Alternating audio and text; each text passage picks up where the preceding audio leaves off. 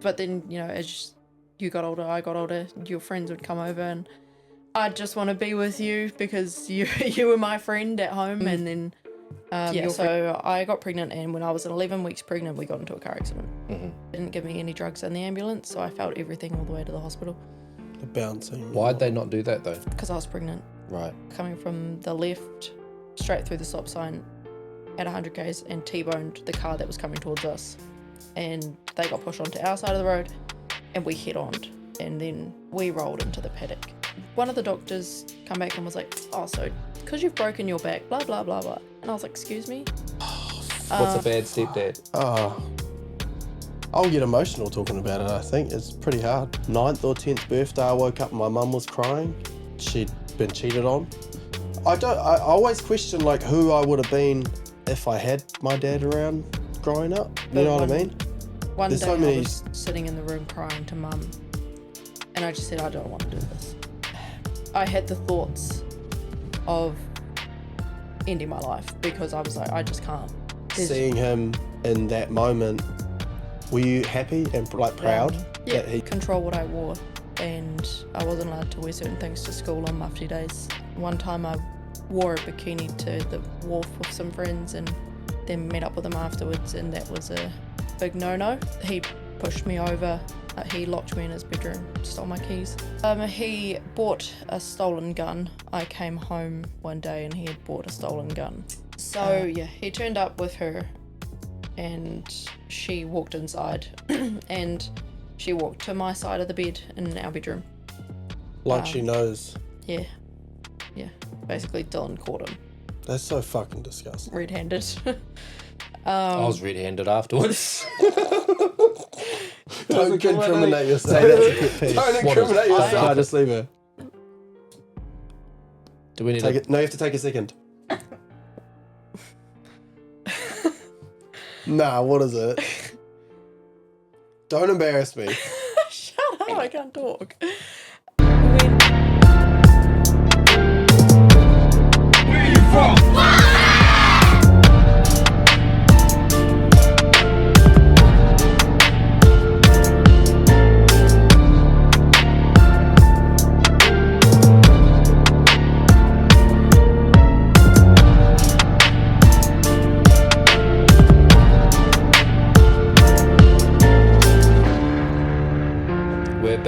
The Making a Statement podcast, and we're at episode 22, almost at that quarter of a century with it, bro. 100, that's episode 100 is what we're looking forward to. It's the Making a Statement podcast. We're about breaking the stigma, open, honest conversations, and we are unfiltered, unscripted, uncensored, and unedited. So you're about to tune into just a conversation that's literally, that's what it is. To my right, we got the brother-in-law, Brother E. Hi, I'm Ethan.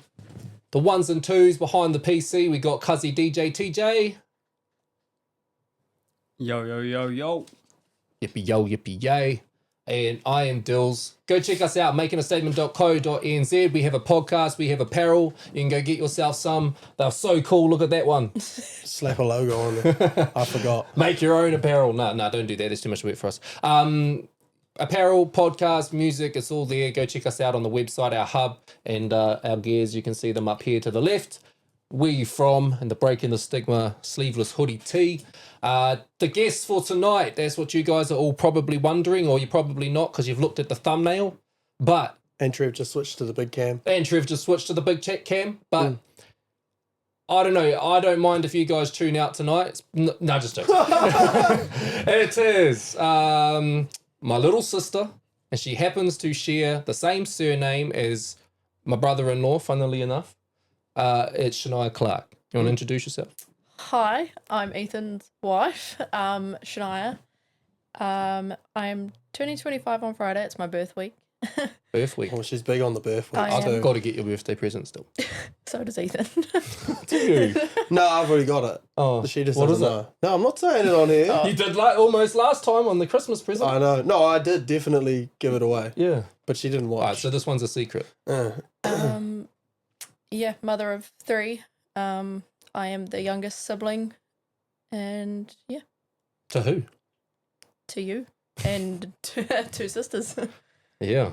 Well, I guess, yeah, we're going to hear a little bit of family history. We're going to hear a little bit more about you two. We'll see what happens. Anyways, we start off with a mental health check-in. So we do a where are you at out of 10? And just before we kick that off, if anyone swears on this episode, we have a rangatahi jar. So basically, this is empty right now because it's a brand new year. I think I owe it about $5. Higher. 6. Out of 0. Fuck off. Oh, Yeah, because it's tallied over from the little bit left at the end of the year. no, it's a brand new year, new me. I don't swear as $50 much. The rangatahi jar, 50 cents every time we curse goes in there, and that's going to go back to a cause in our community to support our local youth. And last year we capped at about, that guy's going about 100 Ks on a 50 Ks. Hey, shit, they sound like GTA. I wonder if they heard it through the microphones. The 50 cents goes into there. We're going to raise funds. Last year we gave a few $100s to a local dance academy in Levin. Want to talk about that quickly? Live in the movement. Live in the movement. And this year, these funds are going to get raised and we're going to find somewhere else to put them. So you guys are more than welcome to give us some ideas. Again, mental health check-in. Where you at out of 10? Shania? I'd say maybe like a 8. Probably because it's my birth week. We're going on holiday on Friday to Napier. And I'm getting my hair done on Thursday. Wow, you are having a birth week. Yeah, I haven't had that done in a while. And I'm getting my skin consultation done on Wednesday. What's that? It's so I can get my spots lasered off. Ooh. Clean up the skin. Is that going to hurt? Probably. Cost heaps? It's not too bad. It's like $100 and something a session. I had a look at a couple of the sessions that were like $350, $240. I don't know what it is yet, but you'll find out It on depends, Wednesday. yeah. Hopefully. How many sessions will you need? It depends. Depends, I guess. Yeah, we'll find out. But there's a few things that I think she wants to get as well, so we'll see. Spenny. Yeah, and we are making moves on the house, so we're getting concrete done and getting the lounge sorted and stuff like that. So it's pretty cool to know that we've started the year off doing things for ourselves in the house and Being productive. Yeah. Yep, facts. And Cuzzy DJ TJ. You know, I've got a solid 8. Just because I'm looking at a lot more gigs than I was last year. And what else? DJ for hire, Fano. Yeah. Hit us DJ. up. We got a DJ up in here. That's me. Yeah. All right, Cuzzy DJ, you're at a solid 8. Are you thirsty? Yeah. Sorry, I wasn't expecting a question over that. Are you thirsty? Yes, are you I'm thirsty? yes. All right, so we're going to try the loaded T-bar. My flavour, I've gone with my standard go-to, my favourite, the mix-up, the red grape with the white grape. So I rate this a solid 9.5 every time I drink it. But you try yours and tell us what you got. I've got my loaded tea bar bottle. Ethan said I wasn't allowed it. I had to have the tumbler, but I told him I'm having my bottle. These are like Frank Green dupes, so I definitely recommend them. What? Like Frank Green drink bottles. Have you ever seen them? No. They're like popular and they're expensive, but these are like half the price and they look the same and they do the same thing. Do you know? Okay. Yeah, our work gave away tumbler bottles like this for our business hitting like a milestone, and they said the same thing. They're these types of bottles, but I didn't know what that meant. Yeah. But yeah, love my bottle. I don't actually know what flavour I got. Is it a surprise? Lucky dip. Ethan gives me a surprise every time. Give it a drink. I do that to Harley and then she gets grumpy because I didn't make a good one. Oh no. It's okay. It's not one of the better ones that you've done. What is I think it? the flavour might have gone a bit funny. What Did is you give it? me a weird one? No, you've had it before. Oh, is it white grape and lemon? Yeah. But the lemon had gone a little bit funny in the container. Yeah. I think that might affect it. That happened to us because we had our loaded tea bottles too close to the coffee machine. So, like, when we were doing the coffee and the moisture and that, it was kind of like making the... Ours was on our No, fridge. I think the bottles just might not be quite airtight. Yeah. I think, and that's sitting up on the fridge, it's quite heat. It gets hot in what it's But sitting in. the loaded tea bar lady said that hers does the same thing in the car. So Yeah, I think it maybe the bottles just don't seal properly. Yeah. So you might want to get something else that seals a little bit. You know, like the steamer clip together ones that we use for like little sauces and stuff. Or she just needs to get some of the ones that have the rubber seal in it so that it stops moisture going in. Something like that. But yeah, I love my loaded teas. So. Yep. Well, mine's a solid 9.5, red and white grape. What do you got, Cuzzy DJ TJ? Ethan's also surprised me. I don't know. I feel like it's the same as Shania's. Is it? Yeah. Oh, it is. It was just easier. Because obviously Shania's in here, we were a little bit cut less for time today because we had to get all the kids sorted for Aroha Lee and get Sun in bed and bathed and stuff. So I was like, shit, I got to throw them all together quickly. So We had to move shit around logistically to make this episode work. I've tasted this. have you? Yeah. It's pretty good. Brady. It's pretty good. It's not like my favourite one, the mango tropical. Yeah. That's my And favourite the too. other one the pink lemonade one. Oh, pink lemonade's my fave. I'll give it a solid 5. 5. Fire, if it's a 5, that ain't solid, my G. Oh, no, sorry. You're going to rate it a 5. It's Leave it a a solid 5. average. It's Solid 7, sorry. Solid average. Okay. No, I was thinking about a number, then my phone just popped up with low battery, so I was like, oh, fuck.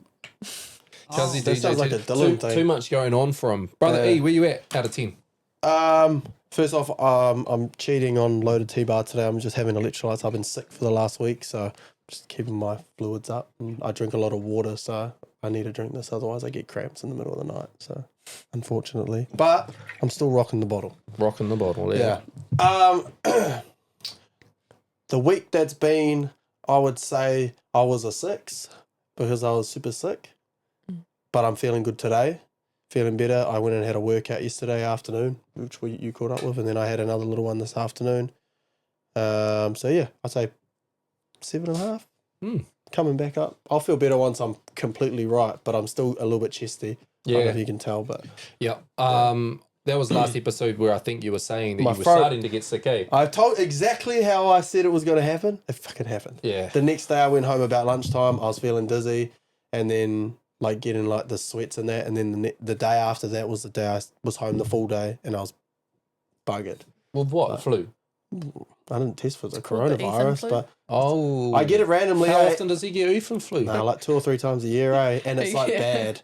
Like it comes like that. I get a sore throat randomly, and then all of a sudden my like sinuses just block right up, and I like can't see properly. And When that happens to me, I always think about like I've taken breathing out my nose for granted. I just And like I'm never gonna breathe out of my nose again, and it's like this thing that I feel like's never gonna happen. yeah, Like I just miss it so much. it's like sleeping as well. You take having a real good night's sleep for granted because I'm up all night freaking coughing, and I'm hot and sweating, and then I'm cold all of a sudden, and like, man, this sucks so much. And to top that off, actually, on Friday, I was feeling shit. I went into work still because I'm a good fucking worker, and then I came home and got something in my eye. So I was sick, and I had something in my eye, and it was irritating the shit out of me. Did you That get was it out? No, I think it might have come out, but I'd scratched my eyeball. Ah. So like it hurt until or not hurt, but it was irritating until like the next day. Yeah. So Did yeah, it come out probably overnight in the sleep? maybe.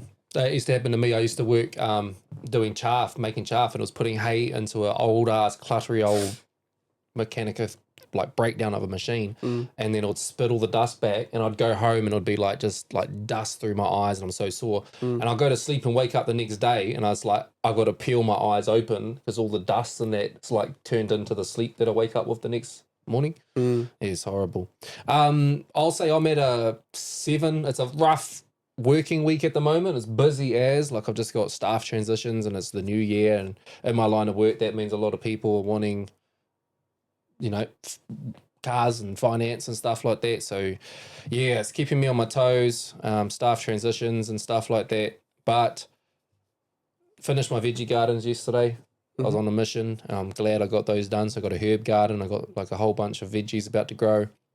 I took all the kids out watering them this afternoon when I got home, so that's just going to be something that becomes a part of the daily routine. I bet your lawns look real nice now too. Yeah, the 'cause they lawns just got freshly freshly done, I and there's love brand it. new veggie gardens. Bro, so I love coming home after Angus has been here to do the lawns, and I'm like, oh, the Yep. house looks so much nicer. shout out Momentum Lawn Care. Hard. And we went to the movies with the olds over the weekend. That was cool. Watched the wrestling. Thank you guys for babysitting, son. Oh, I What do you didn't mean, babysit. guys? Wow, you were supposed to. You got a call out. I got a call out till 11 o'clock at night. Yeah.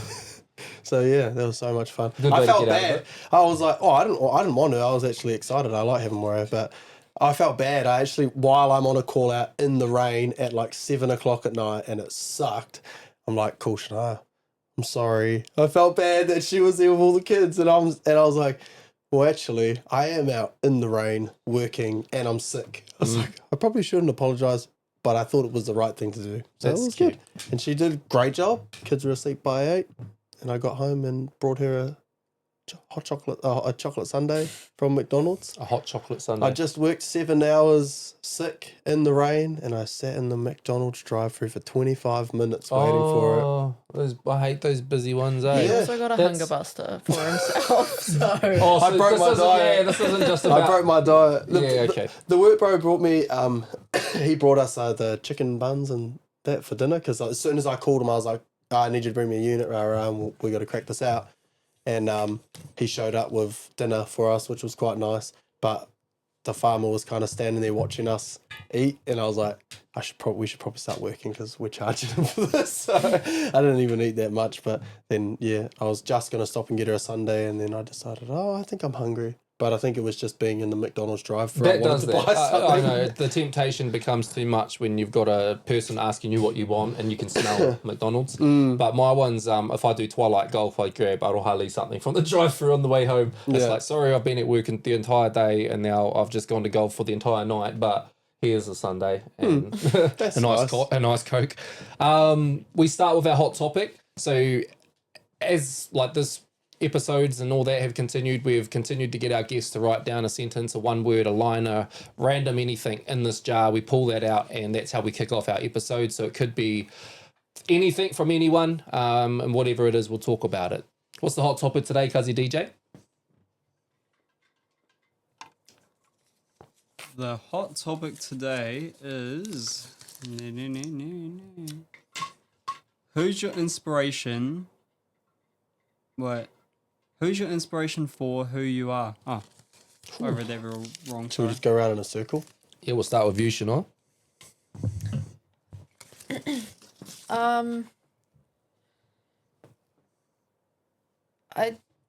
That's a hard one.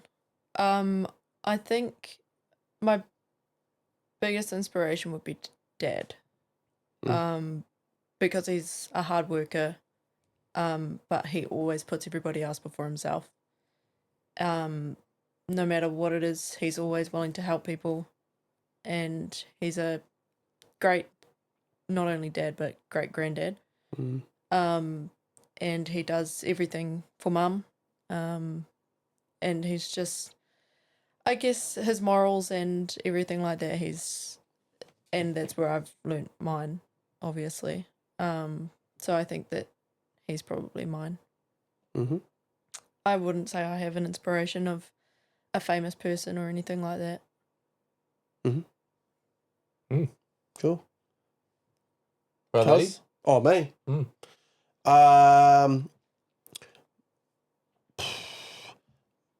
I would say my uncle and my granddad.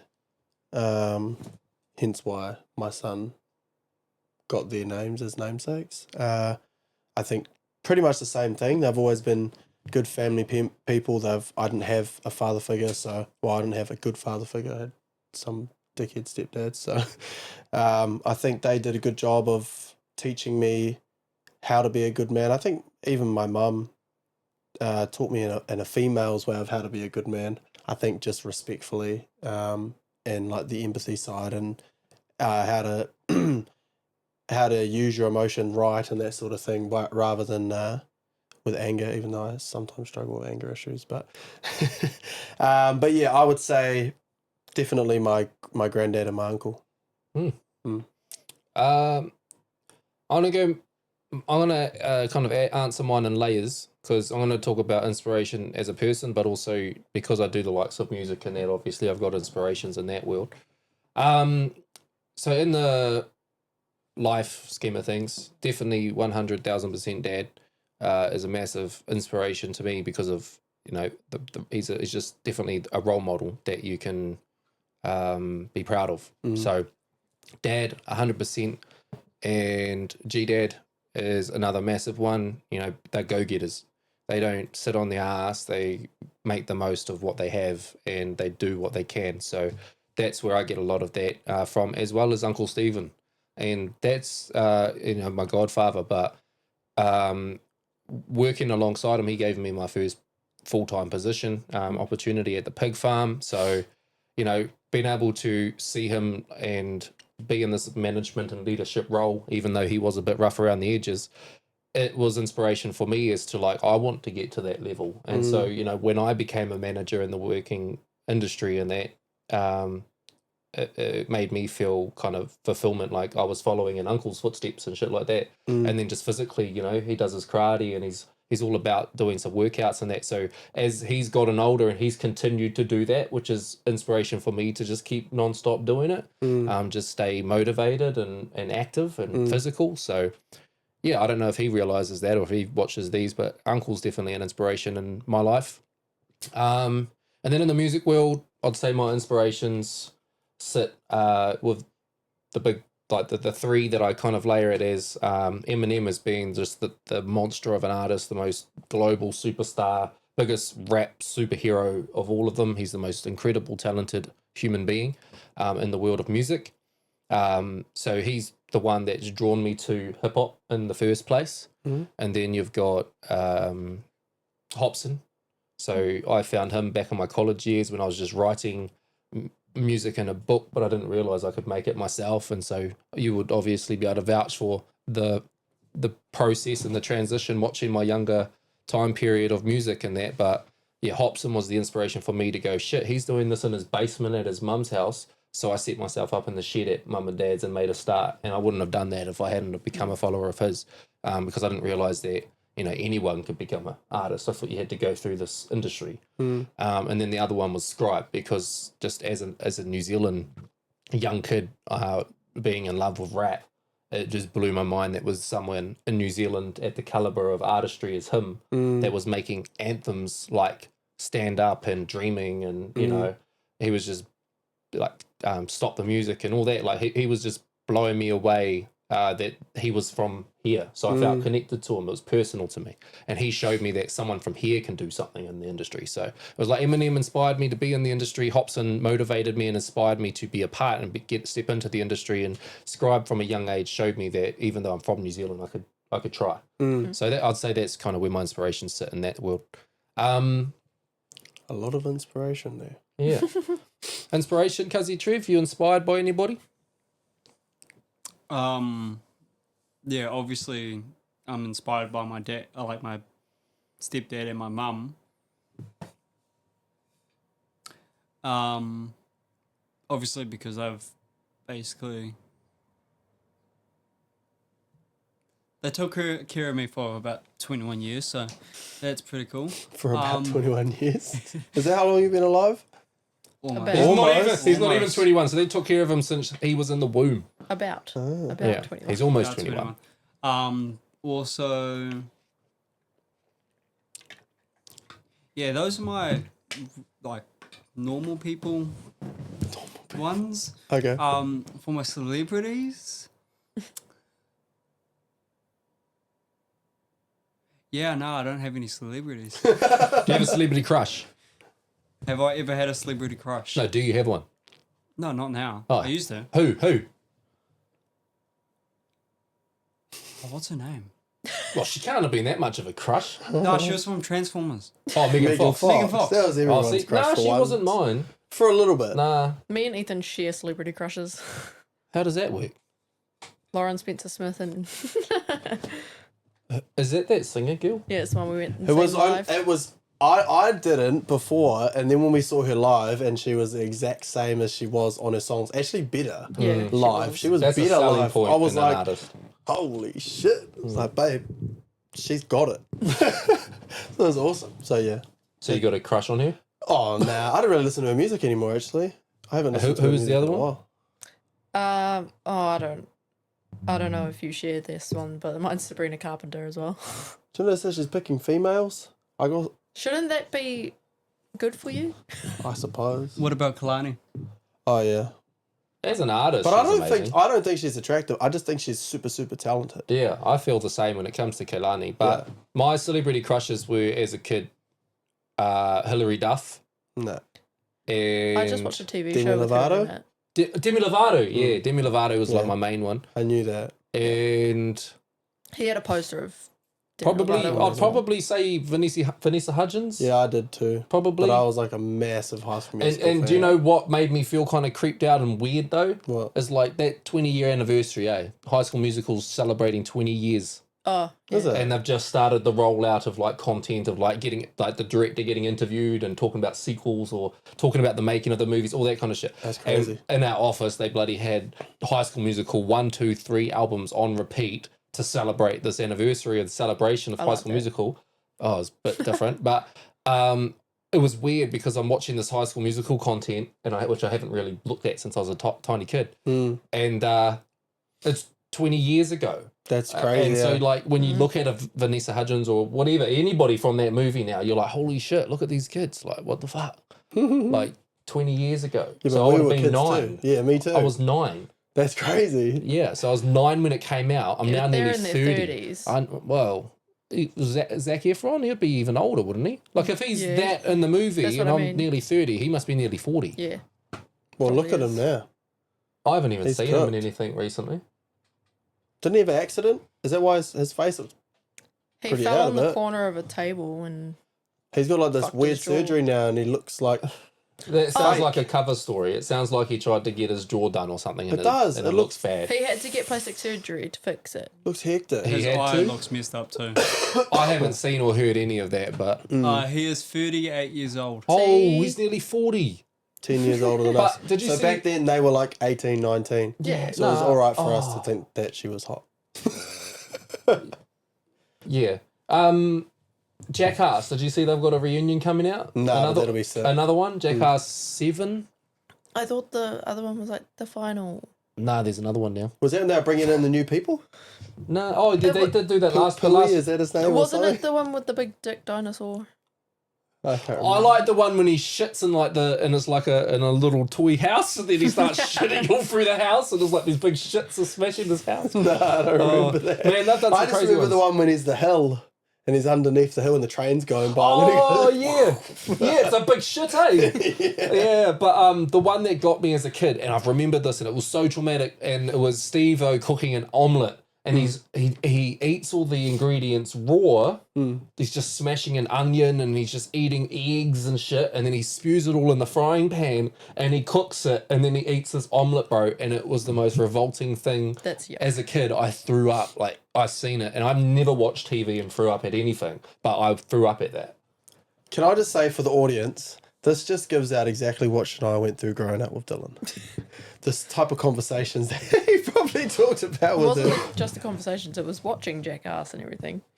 Yeah, I liked it. And me doing shits.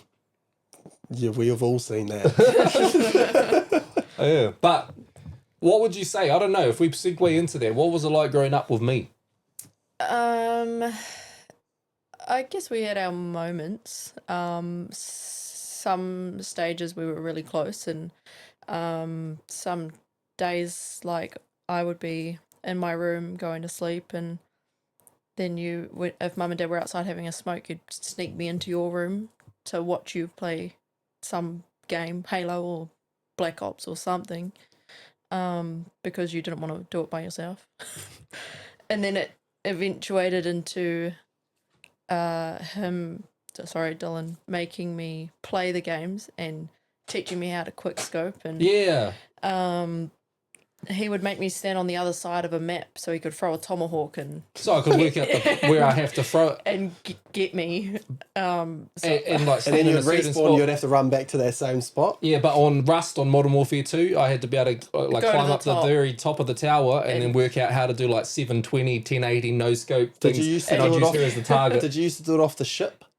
Off the ship. There was like a ship one. Oh, I can't remember what it's called. A Nah. ship one. A ship, And ship you one. used to jump off the side of the ship. It was like a suicide one. I guess it's similar to Rust because you die when you. Oh, have I to know go. what you're talking about. I think. Yeah, You yeah, jump off, and Yeah, they're yeah. lower than you. yeah. I think Hit you know. them and then you, yeah. I think I know. But carry on. Yes, there was those things, and but then as you got older, I got older. Your friends would come over, and I'd just want to be with you because you were my friend at home, and then your friends would be over, and it'd be like, nah, get out. That's pretty standard, I think. Yeah. Standard siblings, yeah. Well, obviously, like you're a teenager, 14, 15, and I'm like 9, 10, so. And then the girlfriends came into the scene, and then I was again pushed out. Was that rough? I think it was a kind of, yeah, like it hit me a little bit, thinking like, oh, I've lost Because a little bit of that connection. Yeah. Because I being the little sister as well, you'd like look up to your big brother essentially, wouldn't you? Yeah, well, and it's like you never expect it as the younger sibling, I guess, for it to just change so quickly, I guess. Also, when I was younger, I think a lot of people probably know this, that we had a tramp and Dylan would practice his wrestling moves on me. Standard. Is that why your back's so sore? No, Other than the crash? no, just the crash. And he would move the tramp over to the fence and make me be on the tramp and jump off the fence onto me. Yeah.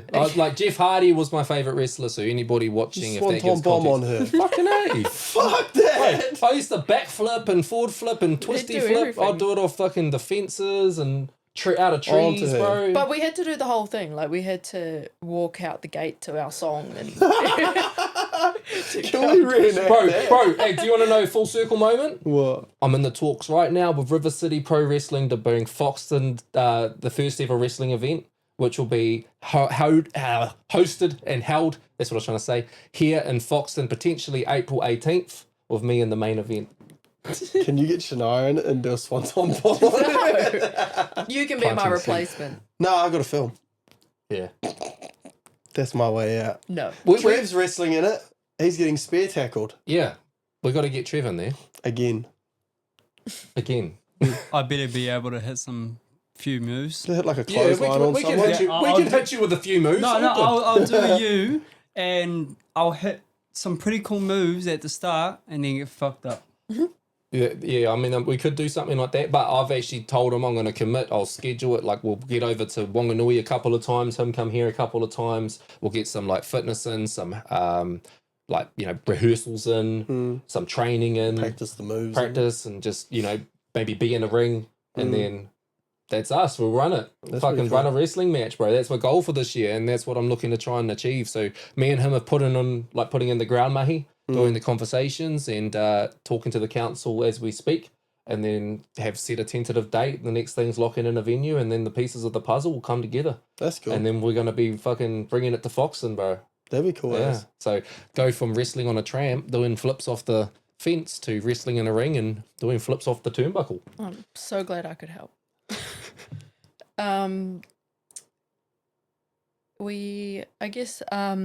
TV shows we used to watch quite a bit together. It would be on late though, so you would again sneak me into your room. What was the TV shows, like Disney Channel shit? No, like Desperate Housewives. Oh, yo. Desperate Housewives, Shortland Yo. Street. I like Desperate Housewives. Desperate Housewives was my favourite. Me too. That was my favourite, bro. That's weird though. Was it your favourite too? Yeah, I used to watch with my mum all the Yeah. time.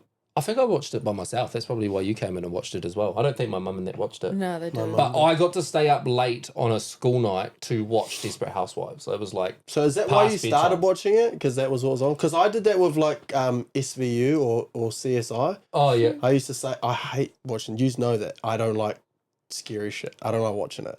So like when it comes to that stuff, I did the same thing. I'd be like, Mum, I want to stay up and watch that. It was just so that I could stay up. But she didn't know that. No, Well, she might have known that. Maybe she was smarter than I thought. Yeah. But I just said it, and she watched it, so maybe she was like, "Oh, I guess he gets to stay up and hang out with me." It's So. an incentive to make you be good too. Because me Yeah. as a parent now, if the kids are going to stay up and watch the wrestling past their bedtime, they're good. You know, you don't get to do that if you've been naughty. So I guess as a parent, you could see the waving stick of that as well. But as a kid, I appreciated. Okay, I'm staying up late on a Monday night because Desperate Housewives is on, and I loved like what it was. It wasn't just about staying up late. I liked the program.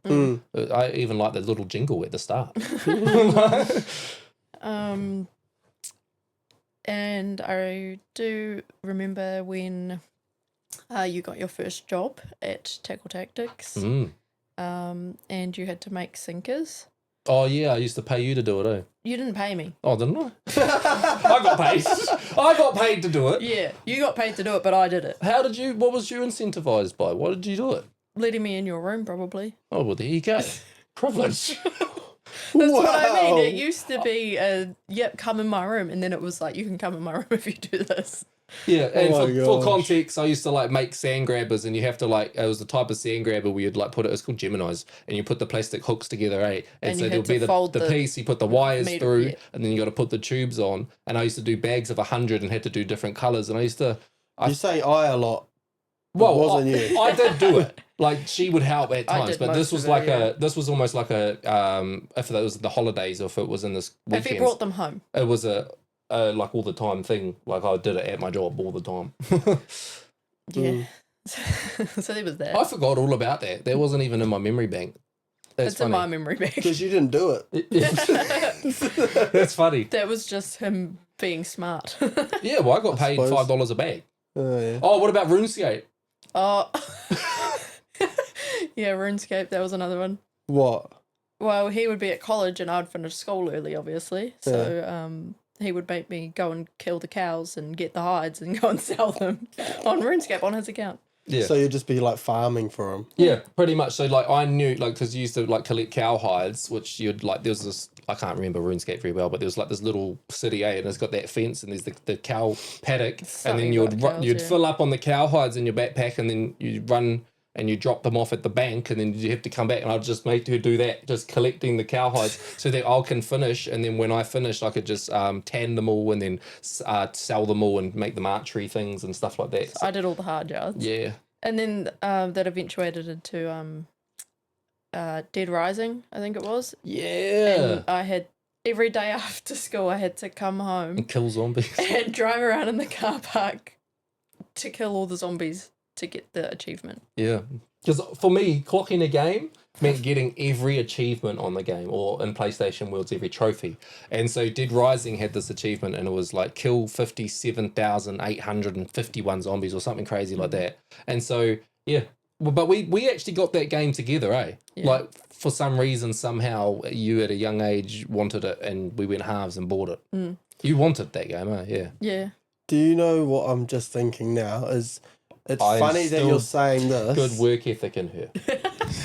Zombie games. No, I was thinking it's funny how it's like this is your guys' setup, and I sit there and think about like just literally having dinner before, and Layla comes inside, and I was like, "Where's your plate, darling?" And she's like, "I got Ivy to bring it in for me."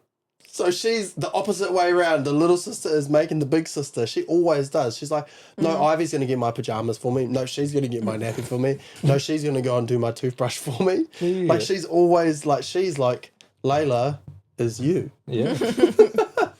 Yeah. Funny But- how she's your goddaughter. And well, like Godfather, like Goddaughter. It makes sense. But yeah, okay. You helped me grind on RuneScape. You helped me upskill in my quick scoping. You helped me eventuate and rehearse for what would become my first wrestling match, and you've helped me up my RuneScape bank account. What else did we get up to? I think it's actually quite funny because when me and Ethan first got together, we played Black Ops, and I don't think he was expecting me to actually be good at it. So I was like, well, I used to play it all the time. Yeah. And we would play, what was it, gun game and stuff like that, eh? Yeah. I loved gun game. Yeah. Yeah. But, Better than I expected. I still smoke too, though. oh, sometimes. Be honest. I didn't spend every day on it after school like you. I didn't. I wasn't even a gamer when I grew up. I barely ever played. I didn't get a PlayStation. I got a PlayStation Oh, when sorry, I was after young. work, I mean. After work, but I didn't really play Call of Duty. It was when Fortnite first came out. I played that for a while. But I just played Call of Duty. I do what I normally do now. Call of Duty would come out, I'd buy the game, I'd play it for a month straight, and then I wouldn't play it again. I always do. I just get bored. Like, I can't do something like that for that long. Speaking of video Get games, Halo was probably one of the big ones that we used to play. And I remember what are they called? The mongooses or something? Yeah, the little motorbikes. And we would have these maps. And you said that you made them, but I don't think you did. Nah, you download those. Yeah. They're just other people's custom maps. I probably did try to make mine. Wouldn't have ever made looking like the things that we drove on. Oh, and you used to make me try and find all the skulls for the Easter eggs on Halo. Did I get you to do that? Oh. Well, me and Braden have been reclocking Halo. We've clocked Halo 1 on Legendary and clocked Halo 3 on Legendary, and we're halfway through Halo ODST on Legendary. Wow. So to fill in some spare time, that's what I've been doing behind the scenes. I don't even know what you clock. I've played Halo probably 5 times in my whole life. You clock the campaign. But what's the campaign? Ethan doesn't like campaigns. He gets bored. I play the Call of Duty campaigns. Nah, the Halo campaign's just like that, but you got aliens. I don't really like sci-fi shit. I think that's maybe why I didn't like Halo. Do you like sci-fi? Star Trek, that sort of thing? Star Wars? Stranger Things? I haven't even really watched Stranger It's Things. a big thing at the moment. Why? Again, it was big for a while. Yeah, well, the new season had come out. I used to watch it and I stopped watching it because it started to get dumb. And then apparently... Repetitive? Yeah. Heaps of shows do that, around like the 3rd, 4th, 5th season. And then if they keep going, they'd normally bring something new out. It was like Teen Wolf. And Teen Riverdale. Wolf did the same thing. And Riverdale Riverdale Vampire started Diaries. going to musical and shit. That was, yeah. They like hit a plateau, like you're like, oh, this is boring now, and then you keep or you start back again, and then it gets exciting again. Tell you what, if you want to watch a limited series, that's you know not a movie, but series that's going to be over fairly quickly. His and Hers. Oh yeah, we just watched that. I seen that announced. I want to watch that. Yeah, we just watched that This yesterday. dude from The Punisher on it, eh? Yeah. I don't know. Yeah. Walking Dead, bro. It's good, man. I want to watch that. I That's did see very that good. announced. When we were at the movie theaters, there's a new Silent Hill out. I don't know. You probably don't like the horror thing, but you've probably seen the Silent Hills. They're good. So there's a new Silent Hill out, but they announced Scream 7. Ah, Yeah, I don't mind think Scream. I've seen Scream. you did. We 6. watched it for your birthday at the movies. Oh, That was when we watched it. When we were at, your 21st, maybe. in Napier. Yeah. Oh, I thought another one had come out since then. Nah, so this one, they just released the trailer for it. So I figured we should probably try and watch that one too. We watched the last one. All right, so what do you remember of the time period in which I started music in that? Starting music, not rap so much, or hip hop. Was when you got your electric guitar. I think it was for your 13th birthday, something like that. I don't remember. It might have been actually. And yeah, you were doing the metal band at college. What did that sound like? I don't remember. Neither. I don't either. Yeah, I don't remember. Obviously you had learned to play guitar years before that with Dad, because Dad played guitar. But eventuating from your metal band, I just remember you being in your room all the time writing in your books, and you had a drawer full of your notebooks. That was like the OG way to do it. It was before you'd sit there and type everything on phones and do everything from a computer or phone. But Yeah. No, you had the exercise books in the drawer. I had stacks, but they're all gone now. I thought I should have kept them, but when we cleared out the storage unit, I just biffed everything. Yeah. But now when I look back at it, I was like, fuck, I wish I kind of kept those books. Or taking a photo of it, just so you could see the stacks of books I used to write in. Yeah, and just you being in the shed a lot, doing the recordings, putting up egg cartons all around the walls. That's the Pohara studio. That was, instead of the soundproof things, it was egg cartons. yeah. Just What, that all one. around the whole thing? Like in a corner. Oh, yeah. Yeah. Egg. Yeah. That's out of it, eh? Yeah, I don't really remember too much other than your CDs, your first album CD, and doing the songs of the likes for Uncle Shane and stuff. And you always going on my phone and inviting everybody. To my page. Yep. Yeah. He still does that. Still do that. He still does that. 29,000 followers strong. That's why. Is that how you do it? Yeah. It's a domino effect to get it started at the very least. I need to start doing that, but I feel a little bit intrusive. I've done that just to make like the randomest. Like if I've just got somebody's phone, I'll do it. I don't know what the scenario is as to why did I've it got to all the my phone. friends, Yeah, too. exactly. Like if I've got their phone, bang, just do it.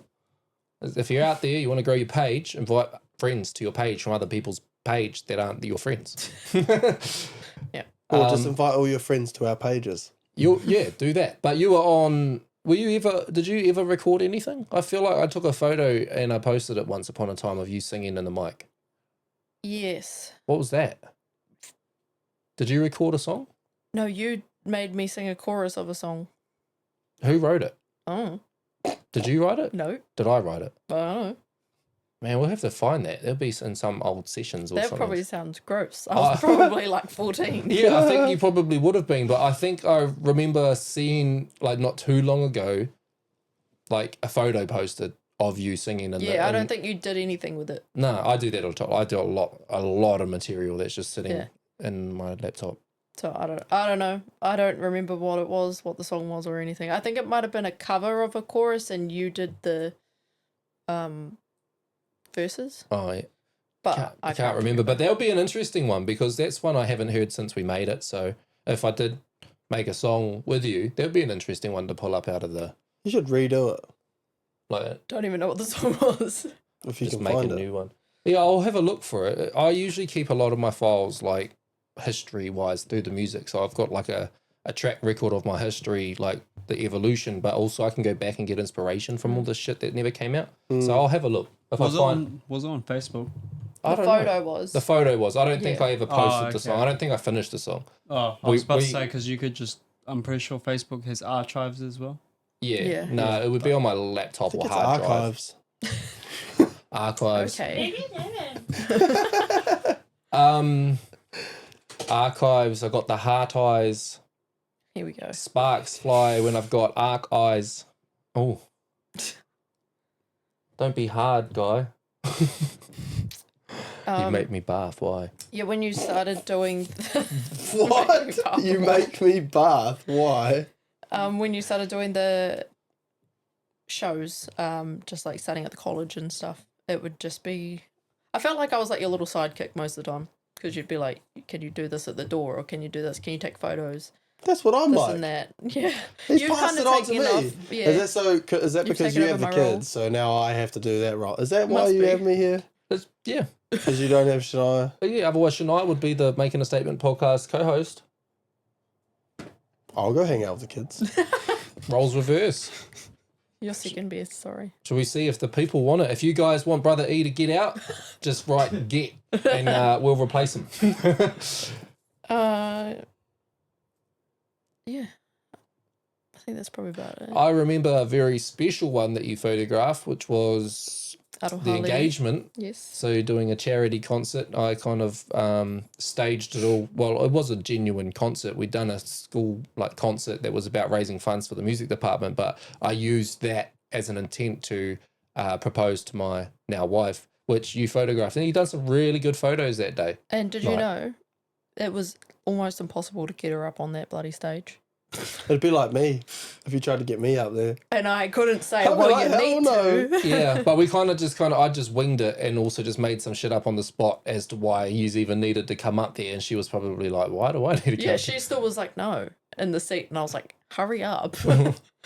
But yeah, she did eventually. Yeah. I don't know. So how you talked briefly. We're going through college years and that, and girlfriend phase or that whatever. We get to this stage of life, and you're now taking a photograph of a proposal. How does that feel from a younger sister perspective? I don't know. I guess it was kind of like a holy shit moment. Kind of like a it's really like you're not just moved out of home now, it's kind of like you're starting a whole new life with somebody else. You're old. Yeah. You're old now. I'm old now, but then like a few months later, you guys get engaged. Yeah. Not long. Can I ask a question? No. Shut up. I wasn't asking you. In regards, I mean, I don't know why I've never asked this, but this just triggered it. But for that moment, obviously, because, I mean, we haven't touched too much on it on the podcast before, but obviously Dylan has gone through a pretty average, below average relationship prior to this. Seeing him in that moment, were you happy and like proud that he's like you know what I mean? Yeah, 'Cause I can imagine like after seeing what he went through prior to that and now seeing him with Arohale, it would have been pretty. Yeah, I mean, it was in my mind, yes, he proposed after a couple of months of even knowing her. Mm, I think it was 6 months. same But for us. 6 months. in 6 months of being together, we knew each other for a year before. Yeah. But in my mind, I was thinking to myself, he was with his previous partner for 5 years Mm, and he didn't propose. mm, So, Facts. that speaks for itself, really. yeah. And I mean, we didn't know Arohale very well back then either. Mm, But you could just tell the kind of person she was. She always listened and she's very kind-hearted and sweet and just I didn't have any doubts really. That's and cute. she fits right in. She does. And then fast forward, you guys are engaged. Yes. Well, funny enough, me and Ethan met the day after you and Arohale met. Oh, okay. Yeah. Officially though, Officially, yes, we were talking for ages. for a while, for a couple of months, and then we met on the same weekend basically that you met Arohale. 2020, yeah. Just before the lockdown. March 21st we met. It was literally like the week before, wasn't it? Yeah, because we met March the 20th and then we got married on the March the 20th. Yeah. Yeah, so we were talking on Tinder. We met on Tinder. And that was in like January, February. And then we met in March. We had planned to meet at Homegrown in Wellington. But it got cancelled because of COVID. And we had already paid for our hotel, me, Sonia and Patience, my couple of friends. We'd already paid for our hotel, so we were like, oh well, fuck it, we'll still go down and go out for the night or whatever. And then I told Ethan and he was like, yeah, I'm still keen to meet you kind of thing. And we both did the same thing. I brought my 2 friends, he brought his 2 friends. we weren't dumb. You never meet out of someone on Tinder privately. You can't trust that. Yeah, no. So we... What if they kill you? Yeah. You can tell we're married, eh? But that could be the case whether you met them on Tinder or not, though. Yeah. Yeah, you never go and meet someone privately, especially in a hotel If you room don't or know something. them. If you go to a bar, it's all right. I mean, You're not going to go to someone's hotel room without knowing look at what them happened from bar soap. to Grace Mullane. So, She was at a bar. yeah, but she met She him through went back Tinder. to his She room. went back to his hotel by themselves, and then Well, I mean, look, you got a point, but all I'm going to get at here is I wasn't having public meeting settings on Tinder. I'm like, you catch up on a I don't need to on a know what you were one-on-one, doing. Yeah. You know? No, but Yeah. I'm just like thinking back to when I met Arohale. I just went and picked her up and she came over. I didn't get the bros and all that to come with me. okay, like, well she's Were you I on didn't the need wall babysitting with- were you on on the the wall way. with Brayden? Yeah, but he wasn't home that night. Ah, He was at the bar. At the bar. at the bar. At the bar. I was going to say the pub and the bar. So I'm getting caught up with this shit. Yeah, so that's where we met anyway. So we met at the hotel and we were all drinking and I got too drunk. and I spent the night holding her hair over the toilet. And now Until you're she married went to her. bed. And then I went to town. Yeah. Everyone left me. But The funny thing is, I actually thought that your friends were going to stay there. And then it wasn't until like 3 hours later and I was standing in Red Square and I looked across the road and your friends are walking down the road. I was like, dog, they just left her there. Did you go back there? no. No, she asked me to stay. It was like the first night meeting her. She spewed up everywhere. I was like, there's no way I'm staying here tonight. Did you have a good night though? No. No, it didn't. Well, sound like it. that was beforehand, good. yeah. It was cool. It was all we were good. playing card But games and stuff. I've never touched a mango raspberry cruise. They were like your go-to as well. Like, I remember when we met, you were saying that they're my go-to, they're my favourite. Yeah, I haven't touched one since. Yeah. Do you remember me when I used to drink the cupcake cruises? Do you remember those? Yeah. They were the go-to for me, bro. They were like creaming soda, but alcoholic. I like And creaming soda. I remember Yeah, I one remember time, those. bro. I drank, I don't know how much of the box, but a majority of it between Foxton and Palmy. And then we went to the plaza, bro, and I was just straight fucking whacked. Why'd you go to the plaza? I can't remember, bro. We went to the plaza, and then we went and did the escape rooms thing, and our photos up on the board at the escape rooms. Oh, yeah, and I'm correct. drunk. Yeah, I'm drunk in it. Yeah, Fuck that. but Yeah, what? You I miss went those. to the plaza drunk? Yeah, I miss those cupcake cruises. Moral of the story. Yeah. Yeah, so that's where we met anyway. And then we carried on talking. And then lockdown happened. And we carried on talking. We were FaceTiming every day. All that stuff. Literally, yeah. Yeah, every single Like day. every day, For and then we'd stop, and then we'd do it 2 at night time. weeks. 2 or 3 weeks we were doing it. How good was lockdown? And then on the last got week of bored of it. lockdown, Ethan decided, yeet, and he stopped talking to me. Well, follow bay. Can I explain myself the before Yates and she... skate, No, bro. no. Okay, let's just first off put some context on this. I didn't go and sleep with her and then leave. It wasn't like that. Hang on, it hang was, on. We Let's didn't- put some context on all of this, okay? Long story short, please. Before we started talking, I was in a pretty serious relationship.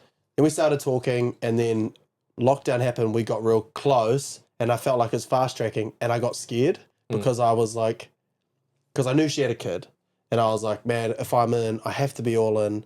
And then lockdown finished, and I was like, shit, it's probably gonna move to this stage, and I don't know if I'm ready. And I wasn't. I almost was a coward. I was almost a coward. I was too scared to try it and fuck her around, but then I was also too like, you know, like it was hard because in the moment I was like, I'm not ready. Yeah. But instead of just being like, I'm not ready, I felt bad. So then I was like, oh, I gotta go, and I just left. Like I just stopped talking to her. Yeah. But then it would be like what, a couple of weeks, and then I'd be like, how are you? I'm blocked. How are you? Oh no, it was. Like, And it happened, blocked. it happened a few times. Because Actually- I would feel comfortable, and I'm like, yeah, I'm ready. I'm good. I think I'm good. And then we'd start talking, and it would go straight back to how we were before, and it would feel so perfect. And I'm like, oh my god, I just go again. And we haven't. I went snowboarding one time. Oh, you can tell the story. You can tell the story. I'll leave it for you. Otherwise, I'll talk the whole time. He invited me. Well, stopped talking, and then he would follow me on Instagram, and then I'd be like, oh, okay, and then he'd add me back on Snapchat, and then we'd talk again, and then it would be like, oh, nah, and then he'd leave again. You know, that's called playing games, And- mind you. I know. I could take it on the chest. Like I knew I was fucked up. Like like I said, I was in a super, like it was moving fast before, like the relationship I was in, and then it ended like quite bad. So I was nervous, and the main factor for me was that she had a kid. I didn't want to. First off, I didn't want to meet her kid, Ivy. I'm speaking like I don't know her. I didn't want to meet her and not be able to give her my all, as well as one thing I grew up with was step parents, right? A stepdad mainly. I didn't grow up with step parents. I grew up with stepdads, and they were cunts. All of them, every single one of them were cunts. So the last thing I wanted to do was be in a relationship with someone that has a child and not be ready, build a relationship, and then just rip it away from her. Like that was the biggest thing for me, was I didn't want to go and jump into this relationship and it didn't work for any reason, because of me, because of her, because we weren't compatible. So I just kept, you know, It's a big thing, testing bro. the waters. Yeah, because me and Arohali as well. Like, I had just come out of a 5-year relationship that was shit. and we started seeing each other not too long afterwards. So my thing was like, am I ready to go commitment to commitment? Like, do I need a break? Do I want some breathing space? Do I want to just be by myself for a bit, you know? And that's a tug of war. But then for me as well, it was 2 kids. Two kids, G. I'll ask you a question on this because it almost is the same. Do you feel like you went through this relationship that you went through in this stage in your life, and then you went into this new relationship, and because it was so much better and different, that was the reason why you proposed so quickly? 100% it is. It was it's like a weird reality switch. Yeah. It's like you go through what you go through, and it was almost like I was in fairy tale land, and then when we got together, everything just clicked. Things were progressing so well. It worked. And I was like, I don't need anyone else. I want her for the rest of my life. Has it been fairy tale since? Oh, it's been a marriage. We've gone up and down, man. There's been times where we wanted to bloody rip each other's heads off. Well, we have probably ripped each other's heads off. It is what it is. I've had conversations with you about it. We've been in tough moments, but it's a relationship. You know, it's a marriage, and you're not going to have a perfect marriage. Otherwise, you're probably not communicating. You're probably just pleasing each other and deep down upset with each other all the time. Like, we are pretty open. We tell each other what's going on. So we're going to have arguments. If you don't agree with what someone's doing, you're going to probably have an argument. But if you resolve it, all good.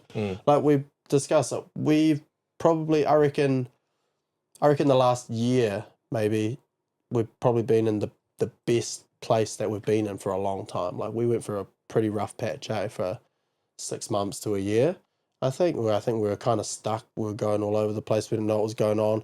I was a little bit unhappy with work, and you know, there was a whole lot of factors that was going on. As also when I was drinking, and I think drinking affected me after drinking, which was my biggest reason why I stopped drinking, because it was affecting my moods. So I was less patient. I think I'm still a little bit less patient sometimes when I get angry and hot.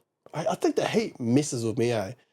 But well, you put air cons in for a little bit, so you're good. You can fix that. Yeah, but yeah, we went through some rough patches and that, and then like I say, now we're just back to being. I'm not going to say perfect because I don't use the word perfect, but great.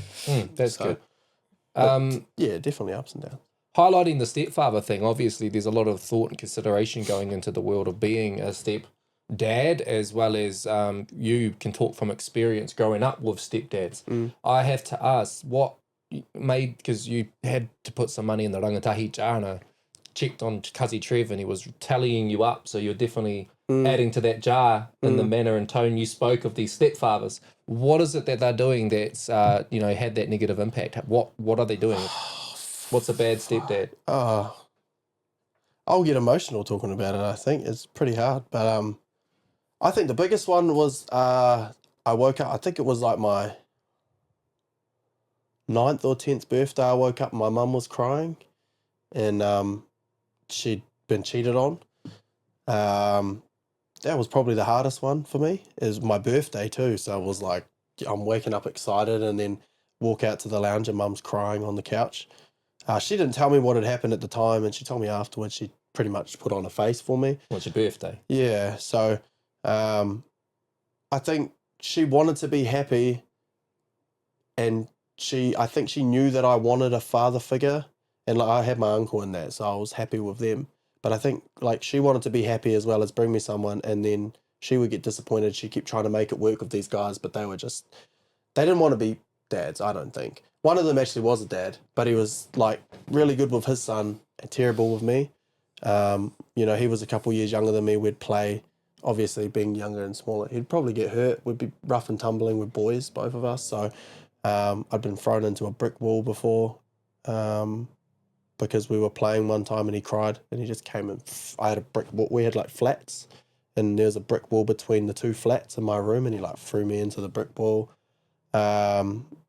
Another one of my jobs was to sweep the driveway, and I forgot. I used to sweep the leaves because it would be windy. My leaves would blow everywhere if I did it into one pile, so I'd sweep them into heaps of little piles and then pick them up. And I forgot one, and it was the summer holidays, and I went inside to play on my PlayStation 1. I was playing like Tony Hawk's skateboarding, and he the window was open behind me, and he like grabbed my foot and ripped me off the bed, and then yelled at me, and I came out, and then he whacked me with the broom like on my back, and then like went to push me down the stairs because I forgot to pick up one pile of sticks or like leaves. Just the constant abuse I'd hear at night times as well, like Towards your mum? yeah, like they would have, like mum will hold her own. Like I've seen her do some, like I've seen the abuse come from one end and then go right back in a very a physical way. She can hold her own. It wasn't, but being a kid, you know, your mum is like, you know, your safe haven. That's your carer, and when you can hear the words and the crying, and I could hear it in her voice, I can remember it. Just the disrespect that would come out of their mouths and stuff. Again, I can't speak on their side because I don't know what was going on, but as a kid, like hearing and seeing it, it wasn't easy. And I used to go to bed at night and hope that my dad would show up and take them away. I used to always. I think that's probably a common thought for kids in that situation, eh? But it's weird because I had my uncle and my granddad, and I never wanted them to come and do it. They were just two different people that I got to have separate times with, do different things with. But it was when it came to that, I would lie in bed. I specifically remember one night, I think I was maybe 13, 14 years old, and my mum was having an argument with her first husband. So this was the first time she got married.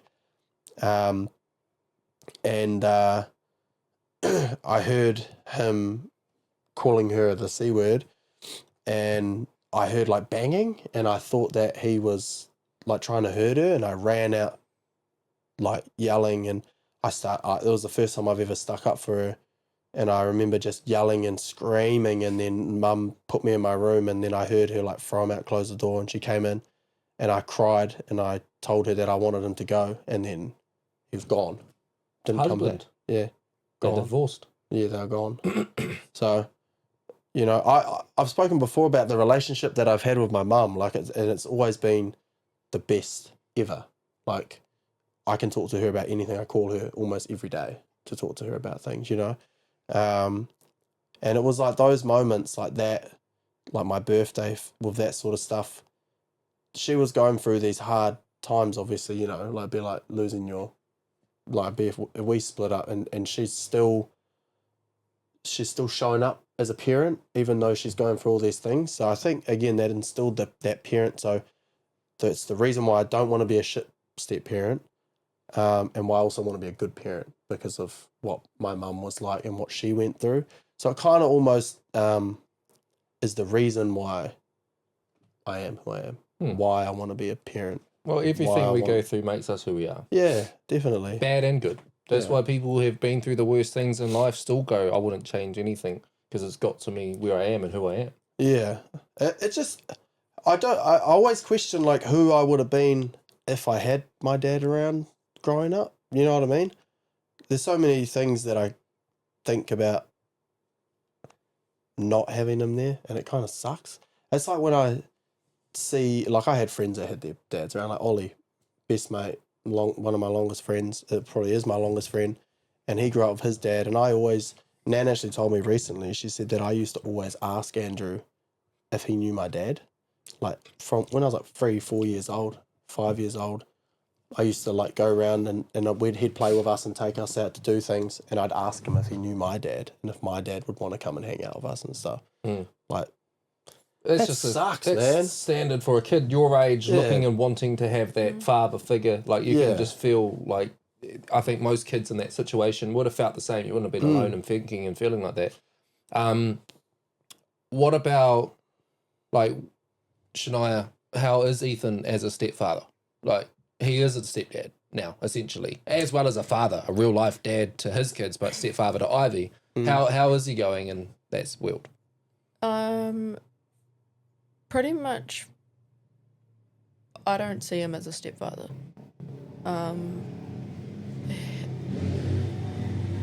Damn. Motorbike. Yeah, I don't see him as a stepfather. From the time that we started talking when Ivy was 5 months old, just before she was 5 months old.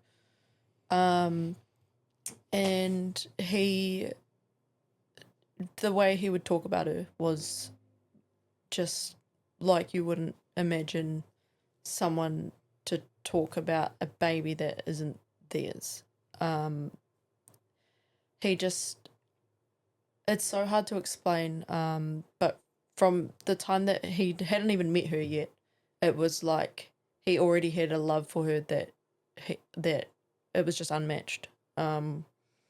And then when he did meet her, it was like a bond that was created instantly. And you can see it in all my videos and stuff from when she was so young. And everybody doesn't, if they don't know us, they don't know that she's not his.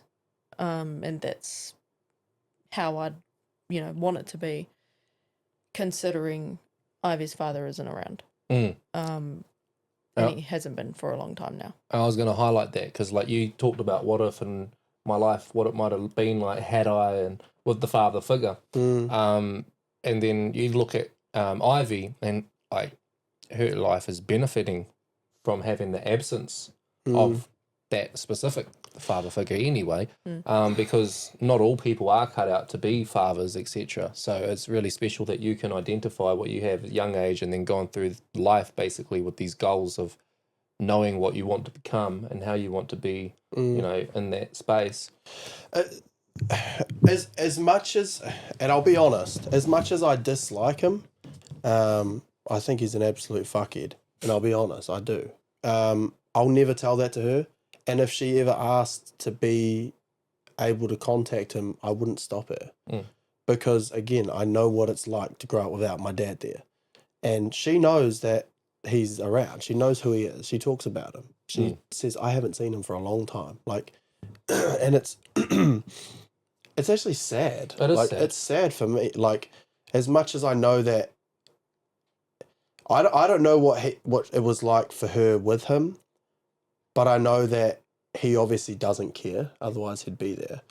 So it's hard when she says things like that for us, especially. Like, I can see it on Shania's face when she says it. Like, the fact that Shania entrusted this guy to raise a child together, and he's done what he's done, and then he's just bailed. Which is, again, why I felt like at that stage he was still around. So I was I was always as respectful as I could be with him, like tried to meet him before anything, like that sort of thing. But now, even though she is not my blood, I'll stand on fucking business. Like, he doesn't have a say anymore. So if she asks me, it's up to me to reach out to him. And then I will also be there. I don't think I'd ever allow her to go there without supervision, again, just because of the way that he acts. And since it's just showing that he doesn't have that care for his blood. So let's get into backstory, because Shania, you've got a story to tell. Yeah, I've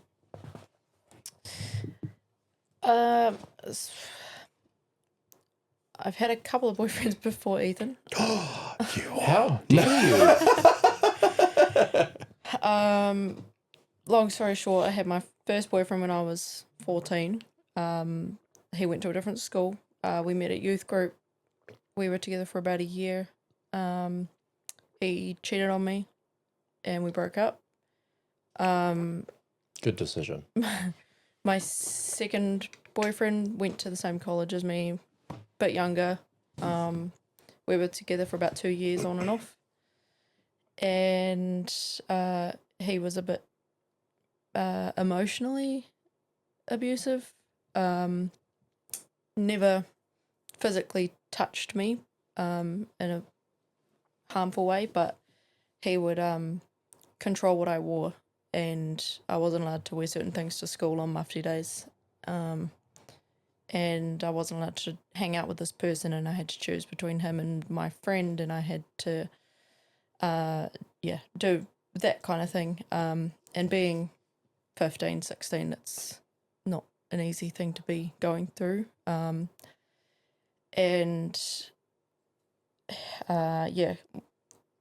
time I wore a bikini to the wharf with some friends and then met up with him afterwards, and that was a big no-no. He pushed me over, never hit, but yeah, pushed me over.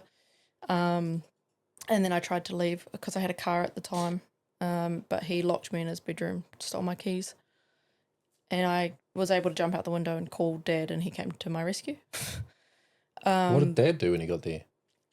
He just took me home. Was I living in Rotorua at this stage? I think so. Must have been. Yeah. Yeah, must have been. Oh, fuck that guy up. Yeah, so that one was a hard one though, because we were on and off a lot. We would go back to each other. It's just toxic.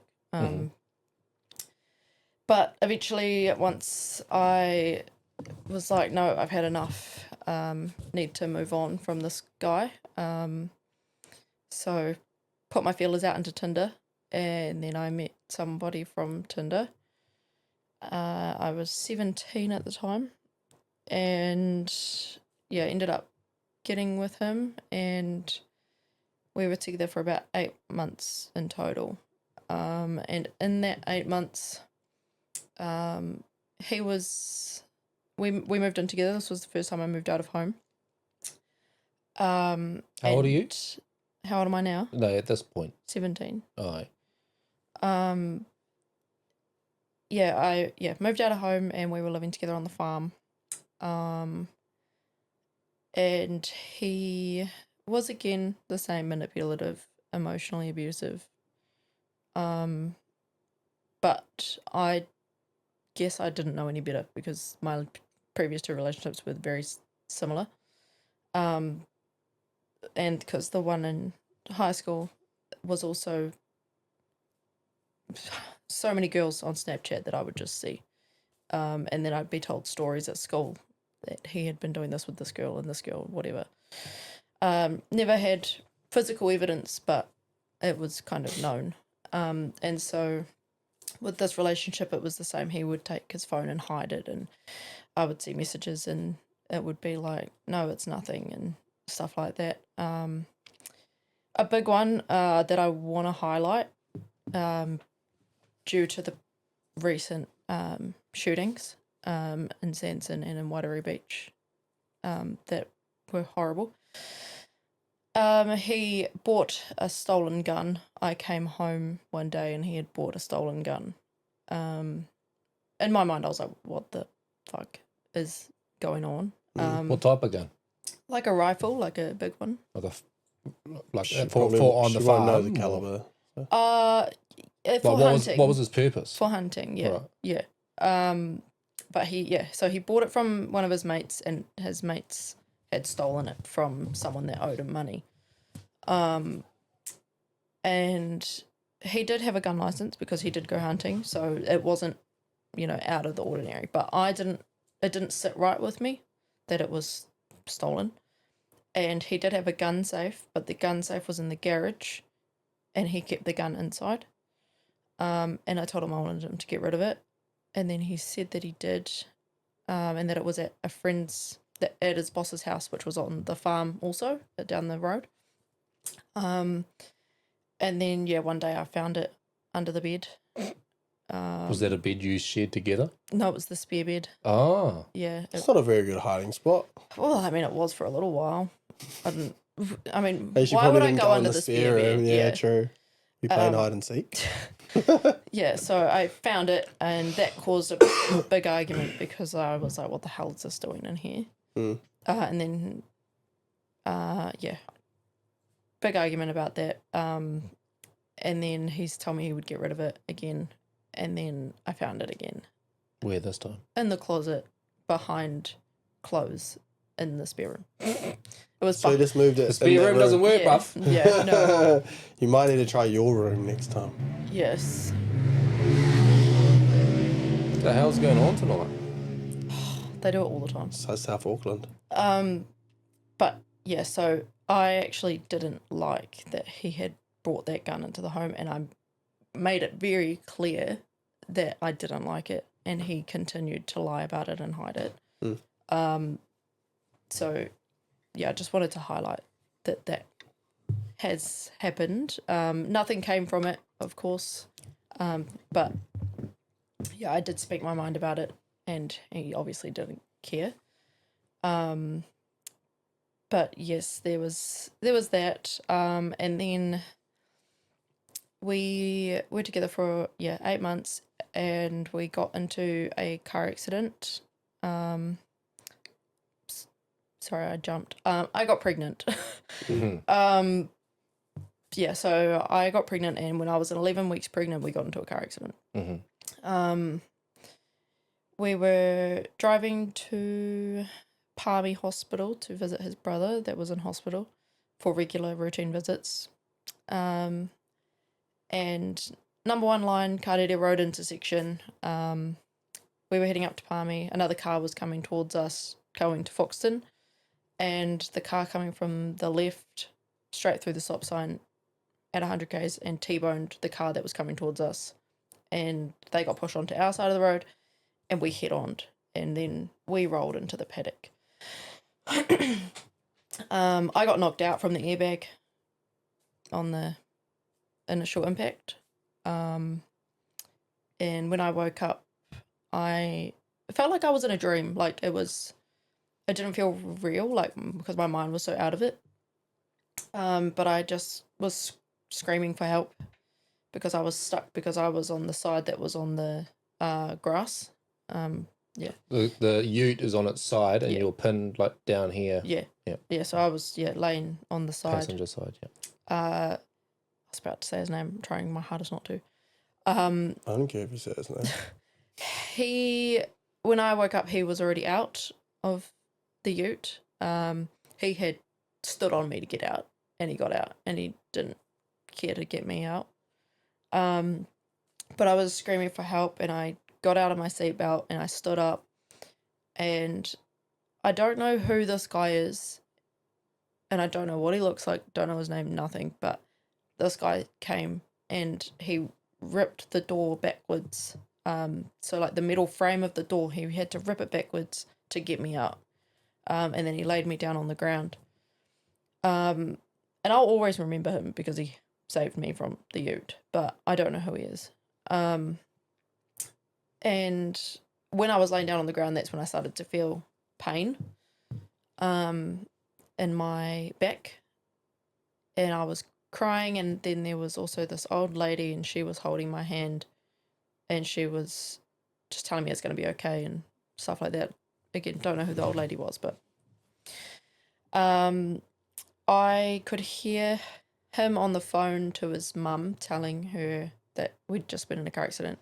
He was screaming, saying he thought he had broken his pelvis. And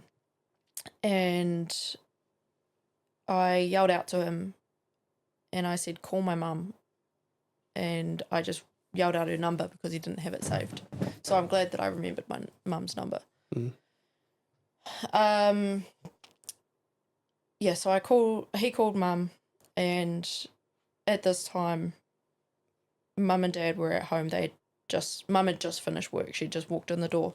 This was about 2:00 in the afternoon.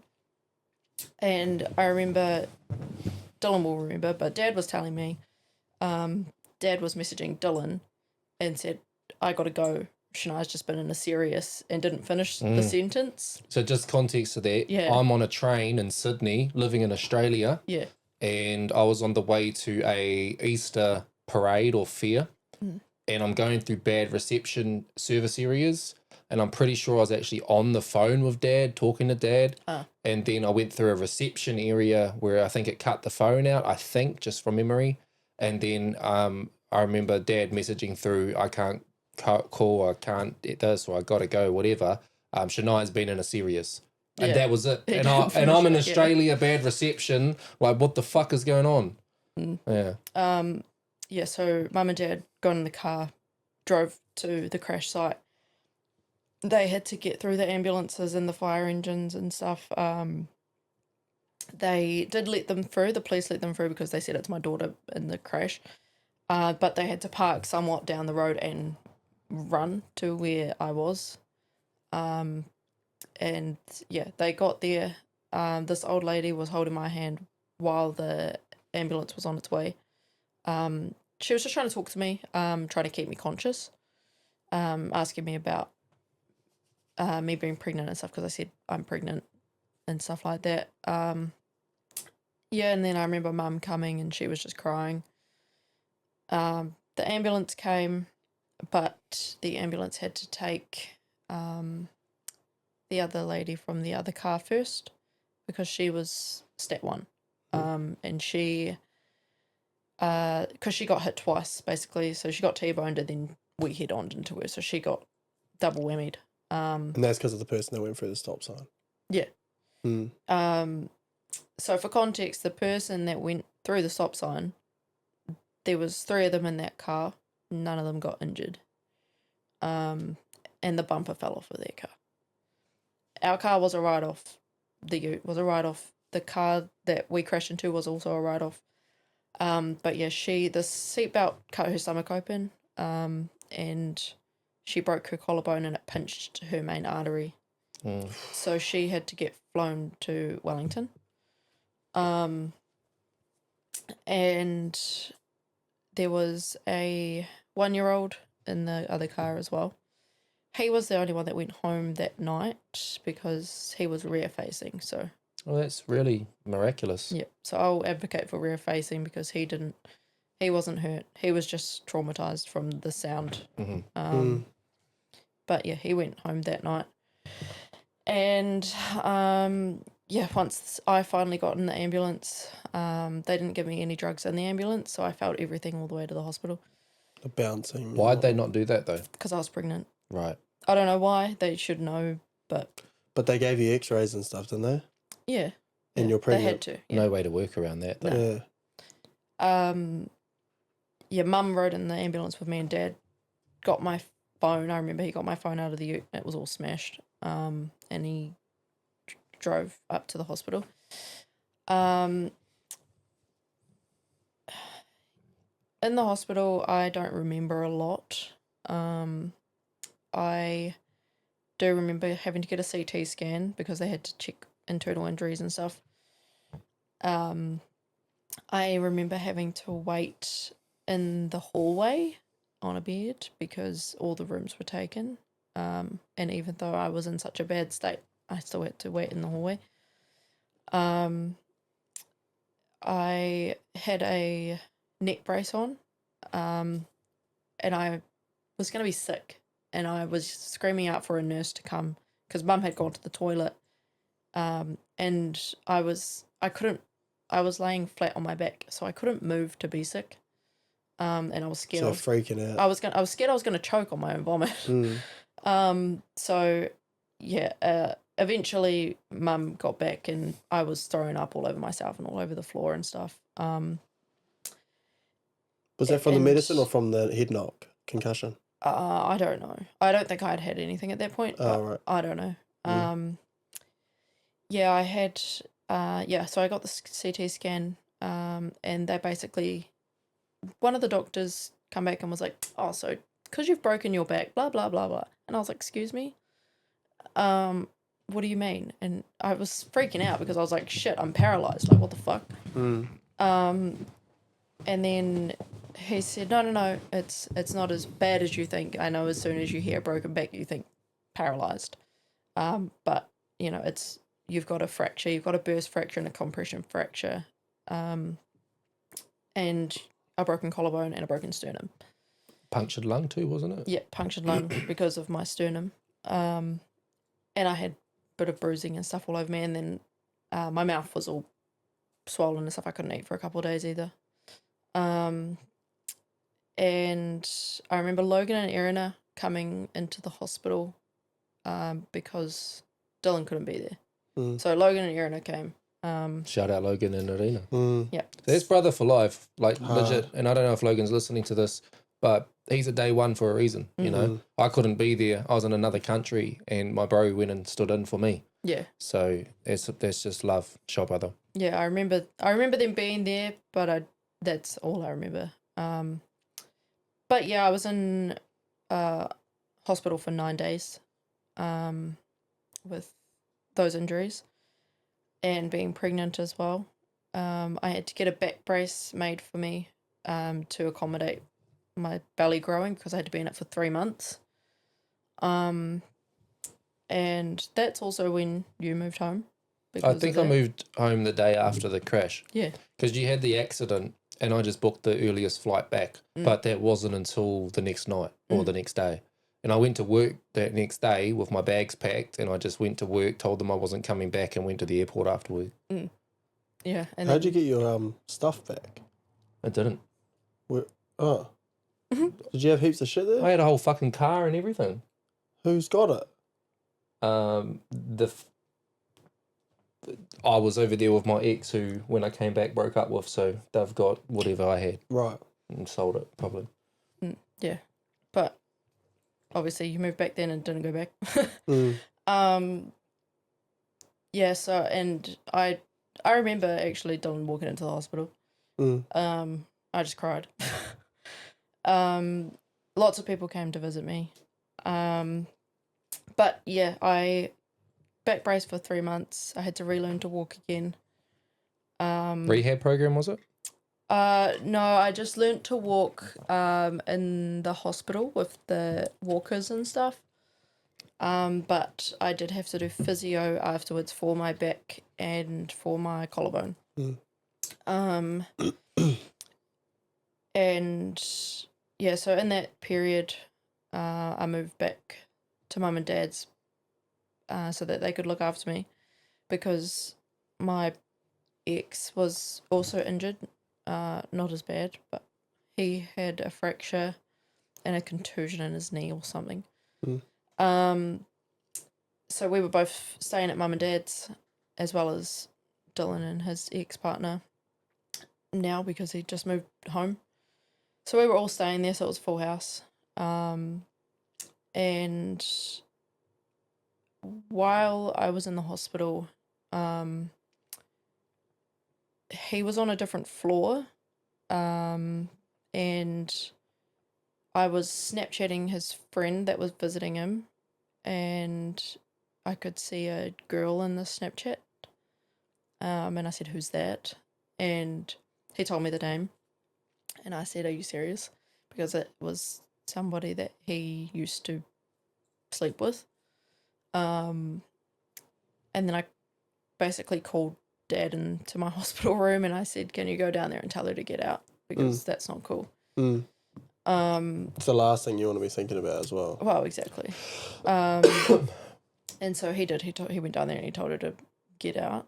And when he came up and visited me again, and he was sitting next to me and I seen him texting her, same chick. And then I asked to see his phone and he deleted the messages. So we were out of hospital at mum and dad's. And I was so broken. So I needed help to do everything. Go to the toilet, shower. I had to have this special seat in the shower because I couldn't shower myself. Mum was basically my full-time carer. She didn't go to work for 3 months because she was looking after me. I couldn't get up to go to the toilet in the middle of the night without having my brace on. So I had to yell out to Mum. She had to come and put my brace on and take me to the toilet. Shout out, Mum. Yes, she did the hard yards. But in that time, having all of that happen, I lost all my dignity because it was like I was 18 and, going into adulthood and it felt like I was back at square one. And I was so sick because of all the medications I was on, but also because of being pregnant. So I was throwing up all the time, losing so much weight. I just looked so sick. And highlight the fact that baby made it. That's massive. Yeah. So baby is Ivy. Baby is Ivy and she is here and she's thriving. She's good. She's our special child. But yeah, I had to have x-rays all throughout my pregnancy. And they say not to have x-rays when you're pregnant because of the radiation, but it couldn't be helped because of my broken back. So I was not in a good way.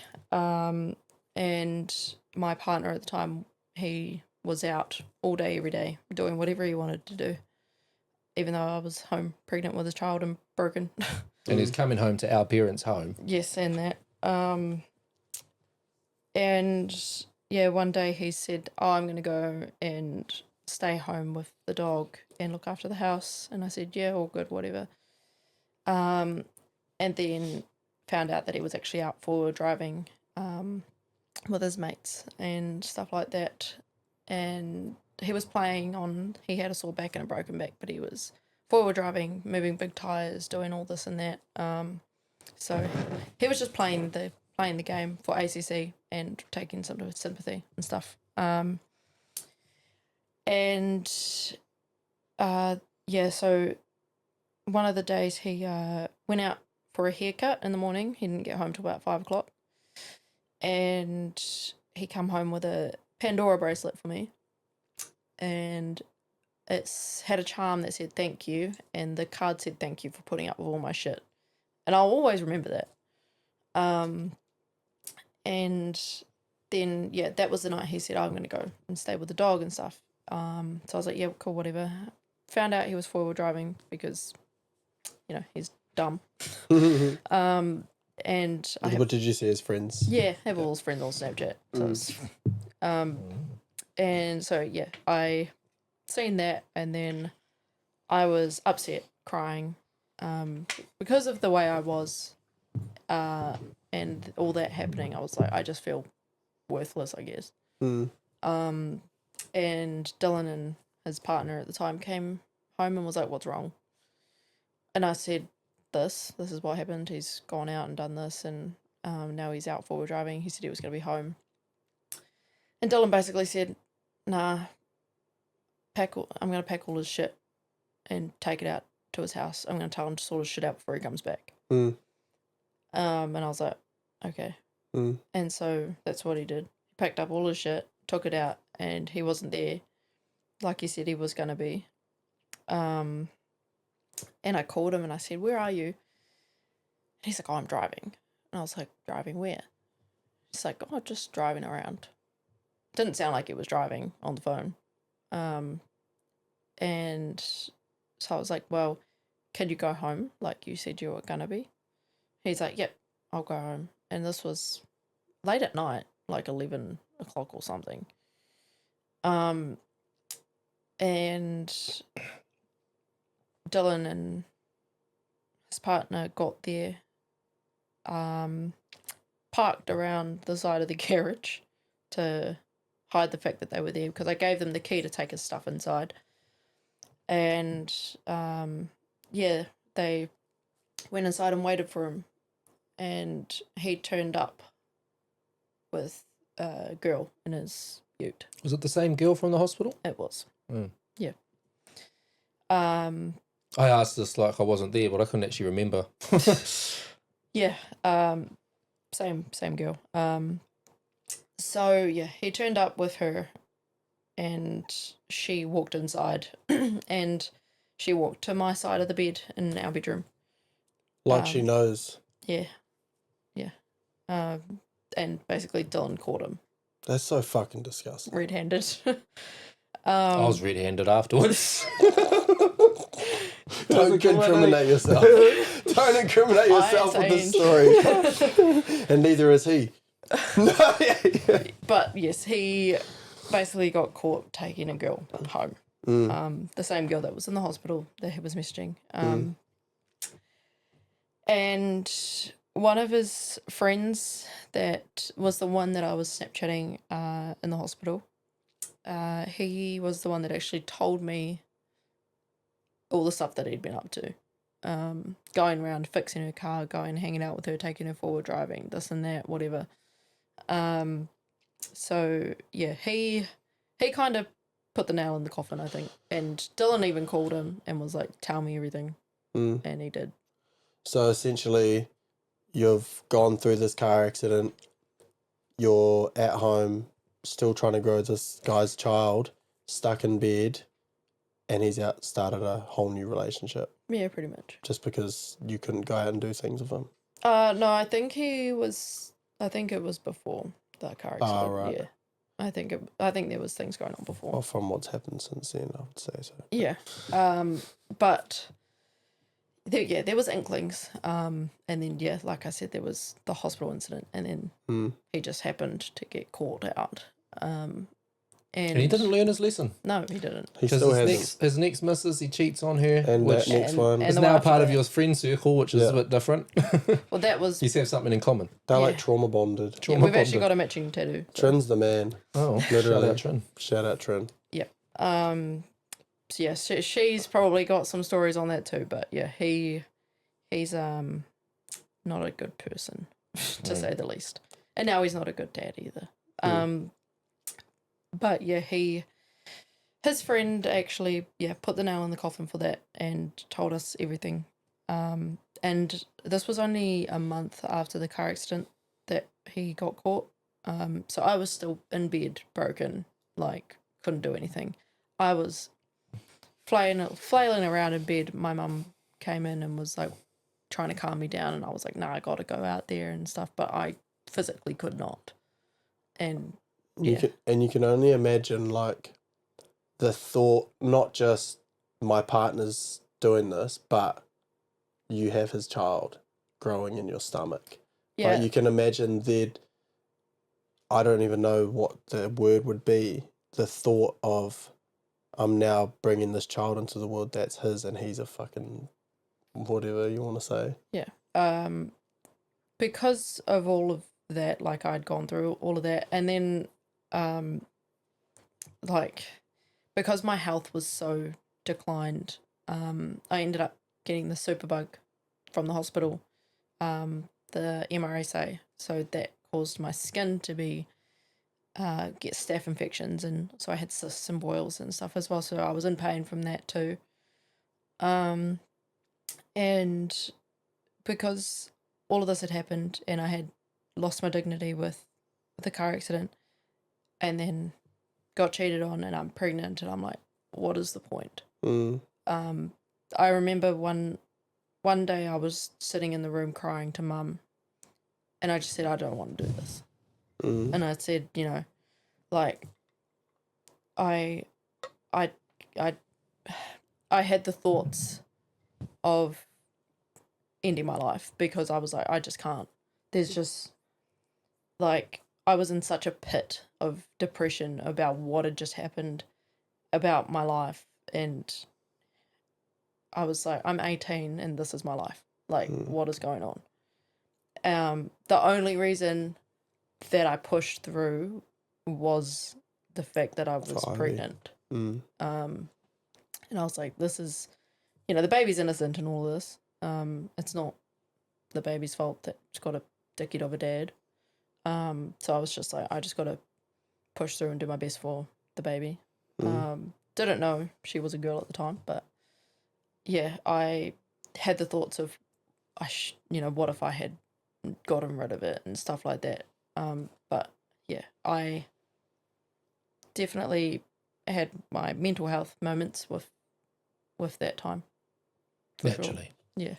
Did you have much of a time to think about anything before the accident like the collision? No. Was there a split second that you realised what was happening? Yes. But it couldn't be stopped. Was there a moment to say anything? I said, fuck. That's all I said. Fair enough. Yeah. I was looking down at my phone and I looked up and I just said, fuck. And that's, yeah. Yeah. And then lights out. Yeah, pretty much.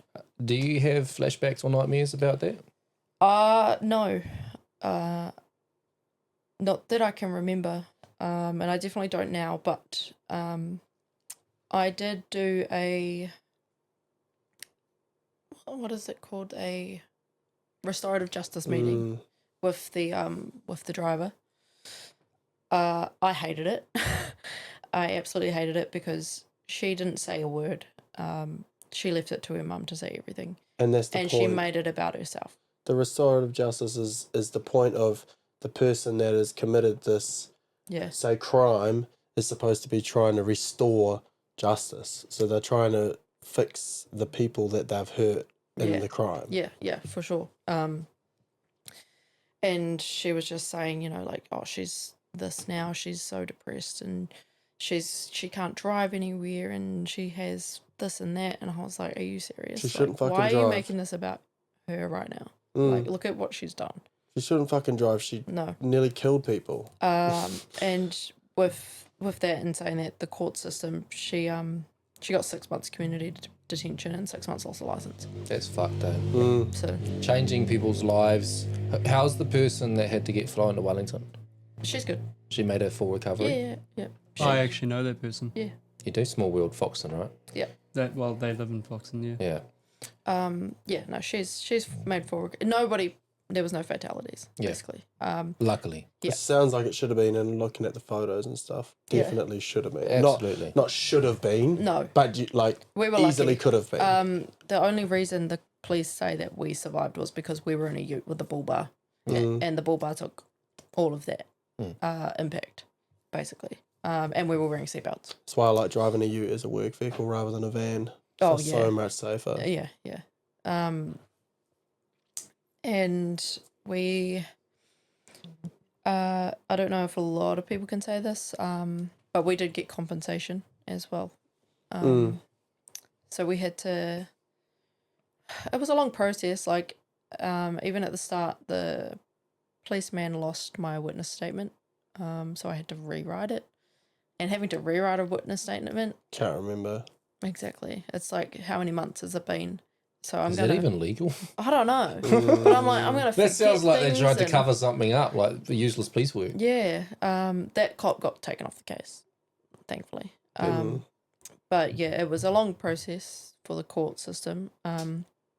And yeah, we had to write down an amount that we felt was valued for each loss or each emotional impact. And just things like that.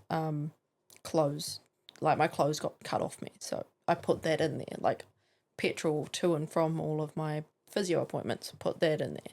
Like I just did everything. It's like when I made an insurance claim and I said I had a wallet with hundreds of dollars and I didn't.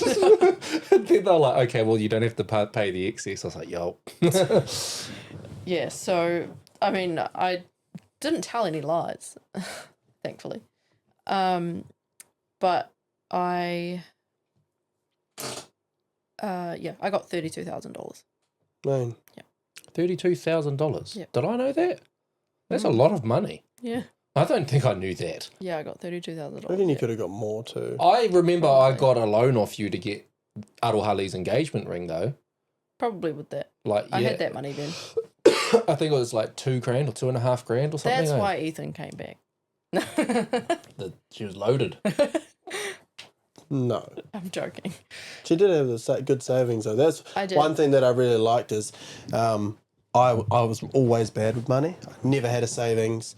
Like I'd work hard and make money, like I always had money, but I never had savings. But I knew that, like she'd told me about how she got the payout and she had the savings, and I was like, man, if I got that payout, I'd buy like 2 new dirt bikes. Like I was thinking about all the stuff that I'd buy. What did I spend the money on? She bought me a dirt bike. Oh look, I bought you 2 houses now. I saved the money, It sounds like she paid the deposit. No, I paid the deposit. That was my plan. That's what that money was going to be for. And I was also saving money while living at mum and dad's, because I was living at mum and dad's as a single mum. I was going to say, I guess you're also I was not. saving the money. Yeah, I guess you're also not prepared to have someone else there to No. help you. So you're kind of thinking, I'm going to have to do this on my own. I'm going to need everything I've got. Yeah, so when I met Ethan, I actually had you had like 40 something. 42,000 Yeah. in my bank account. Yeah. That's me. The highest mine's got to would be about 20. And I was like, I'm going to Thailand. The highest mine's ever got to was $4,000. What? Hey, on payday. Has he got a bonus that week? Straight up, no, because like I said, I never, growing up, like, I don't know what it was like for you guys, but for me, I wasn't ever spoiled. So when I we got had Sally money, shop clothes, buff. yeah, well, see, I didn't We all ever Sally get. shop I got kids. secondhand things as well. My nanny used to love doing that, but like, it wasn't that. It was I'd ask for things and mum couldn't afford to do it. So when I got to the chance that I could make money, if I wanted something, I was fucking doing it. Like I wasn't going to live my teen years and all that stuff just putting money away. I wish I did now, but I also did a lot of fun things. I went snowboarding. I went on trips. You know, I did all these fun things. I blew a lot of it on alcohol, but that was just how I was. But again, that was one thing that really pushed me towards Shania was I sucked with money, and I knew she was good, and I was like, this is going to be so good for me. Yeah. Like, and then, and that was the thing, like, again, that was what drove us together so well, was we did certain things so well as individuals when we came together. Like, we weren't per se exactly the same. You know how people are like, oh my God, we have so much in common. Like, Isn't it we were opposites very attract? opposite. Yeah. Yeah, we are very opposite, but we do things that the other's not so good at really well. So we match well, which is why things, when we put our mind to something, it always happens. It was like moving here. We planned that in like 2 months, and we'd bought a house in that time and moved here, and I That got a moved new quick. job. Yeah. Yeah, man. It was like when we decided, oh fuck it, we're gonna give Christchurch a go. Boom, we were down there within like 4 weeks. Like, we can make It's a things happen. go-getter. It's a go-getter thing. But Yeah. you also have to, just because you can make it happen or whatever, you still need to make it make sense. 100%. Yeah, you got to make the moves like a chess game. You make the right moves at the right time to get to the place that you need to get to with an end goal. And that's life, really, isn't it? Playing chess. But miraculous that baby survives. You make a full recovery after breaking your back, which, you know, some people, obviously, that's it, game over. Yeah. Broken Well, that's back. what I thought when the doctor came in and said it. I was like, what? Like, I was like, well, that's it. Like, I'm never going to walk again, basically. That was my thoughts instantly. But did you ever have a moment during, after, or in the recovery of that crash where you felt like you were going to die? When I... Was it when you felt the clicking? Can you say something about that? Yeah, so obviously I didn't know my sternum was broken. When I was laying down on the ground and I felt my back hurting, I could hear and feel my chest clicking when I breathed, and I was like, that's not normal. I felt like I was gonna die on the initial impact, and when I was laying on the ground, basically that was probably the most, and the ride to the hospital and stuff. But afterwards, no, not really. But I did get really, really sick because I had to have a catheter when I was in hospital. And that they did a UTI test, and then it came back, but they never gave me the results. And so the UTI in turn turned into a kidney infection. And the kidney infection caused me to get the fever and the chills and the... I remember that. I was so I sick. remember that. Real white and shivering and skinny as and Was it Palmerston North Hospital? Yep. This goes back to Johan. And talk about last week's episode with Johan Tate, who's taken the medical system through the justice system, even though the justice system has let him down because he spent the last 6 years inserting his own catheter 5 times a day. So go check out that episode that we just dropped as well last week. Yeah. Yeah. So my legs are sore.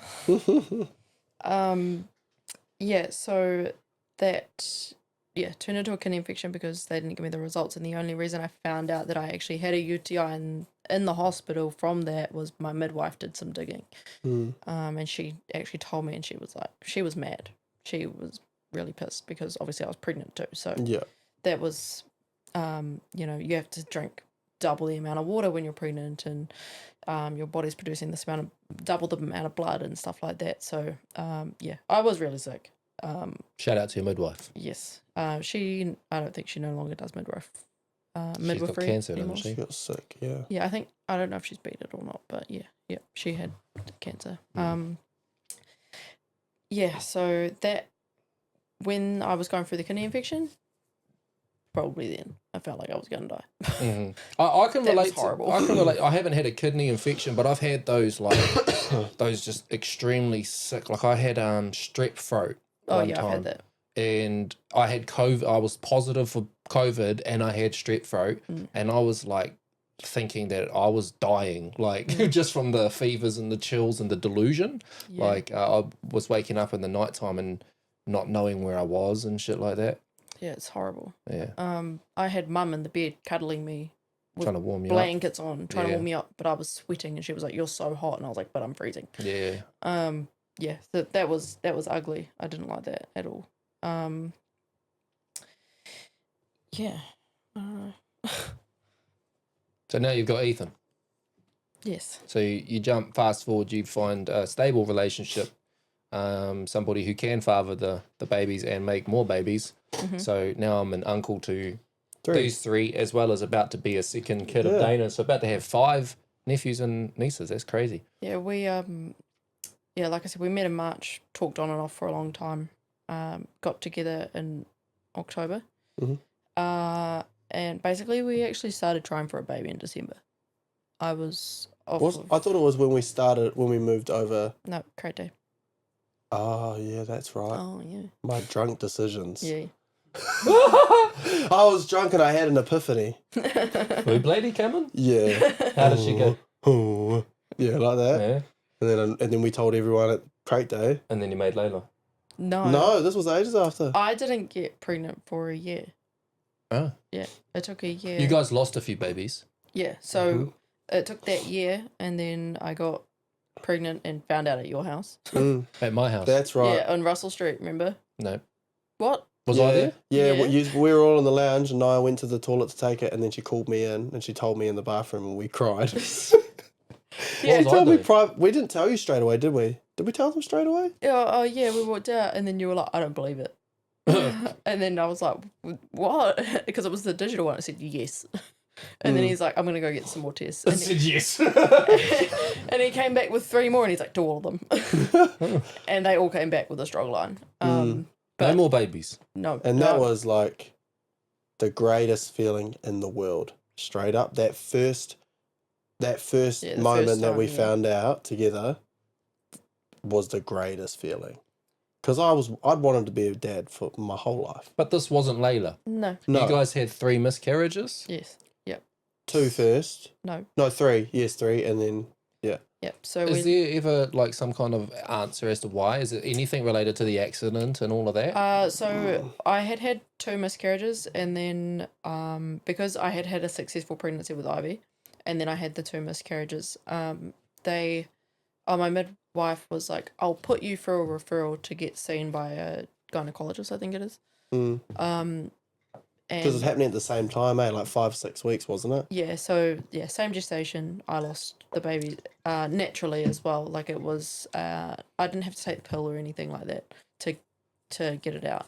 I remember the other time was in Rotorua No, at the a first holiday. time. Eh? That was That the was the first first one. time. Yeah. That was the first time Yeah. it happened when we Yeah. went on that family holiday. And yeah, so she put that through, and they came back and basically said, no, you have to have 3 miscarriages in a row consecutive before we can see you and do anything about it. That's a bit yuck. So we went for game 3. And no, That wasn't the plan. no, it wasn't. But yeah, so got pregnant again, and yes, lost that one again. And then they said, all right, you need to actively try not to get pregnant between now and your appointment in May. And this was in January that I lost it. And then We got married. and then I got pregnant again. We were actively not trying to. Yeah. But this is Layla, Yes. That one's Layla. and she made it. Yes. And we suspect the times work out for the night of our wedding. It's kind of special. Yeah, and I'm just going to speak on that real quick. At work, we had a lady, and there was this calculator, and you could input like a date, and it backdates to try and give you the date of Yeah. conception. Yeah. And the lady put in her birthday and backdated it, and it landed on her dad's birthday. She's like, "What the fuck? That's my dad's birthday." That's why it was quite funny. yeah, so Layla happened. She's 3. And not last year now, but 2024. End of 2024, I got pregnant and wasn't supposed to. And so me and Ethan had this thing of, what are we going to do? And then we decided we were going to keep it, and then I lost it. So that was a quiet one. We didn't tell anybody about that. No, I don't think anybody knew about that. Did I know about that one? No, we didn't tell anyone. Yeah. Oh, no, I did know about that one. No, you didn't. No, I did. Oh, you did. I did. I did tell you. You did, because we had to like do something that night or something. I Yeah. can't remember, but you did tell me. I was going to say, I think you might have told That someone. night was when it happened. You called me when I was at your house with a person we will not speak of. Or maybe that's what happened. Remember? Maybe that's why you told me, yeah. Mm-hmm. Maybe I can't remember. Oh, but- okay. We were shooting the podcast. Oh, There was the dummy pilot one. dummy one at your house. Oh, yeah. And we were on the break. Holy shit. So look, if you backdate this podcast, that's quite a little bit of a significance that the foundations of this podcast was that day that you, yeah, I don't know. It's just crazy that you can land it on the day, the podcast. Yeah, That's I what remember happened. the moment. I don't even remember it. I remember getting the phone call. From me. Yeah. I don't remember calling. And then you. I said I wanted to go home. And we still had to shoot. And I was like, so out of it. Yeah. And then from there, I guess we were kind of like playing with fire. We're just like, whatever. Yeah. And now you guys are going to use And now we protection. have Tatum. No, I'm going to go and get the snow. Good luck. Yeah. Arohali's been telling me to do that. And Can we go together? Nah, fuck that. Why? I'm getting my balls like lasered.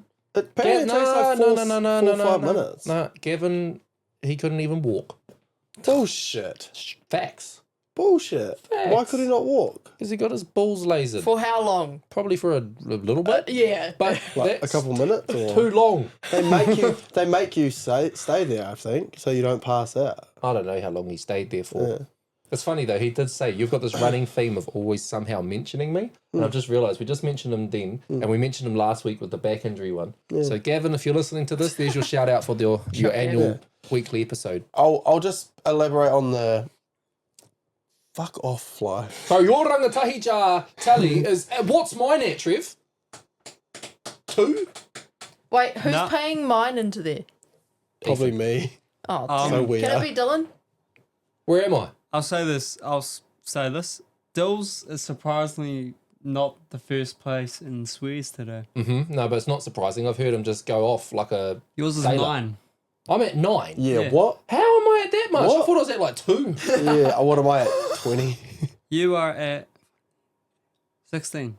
Oh, True. not bad. Can And Dylan? Shania's at 2 and I'm at 2. I was going to say, can Dylan pay mine into there? No, Okay. I haven't paid mine yet. I was going to sit here and go, fuck.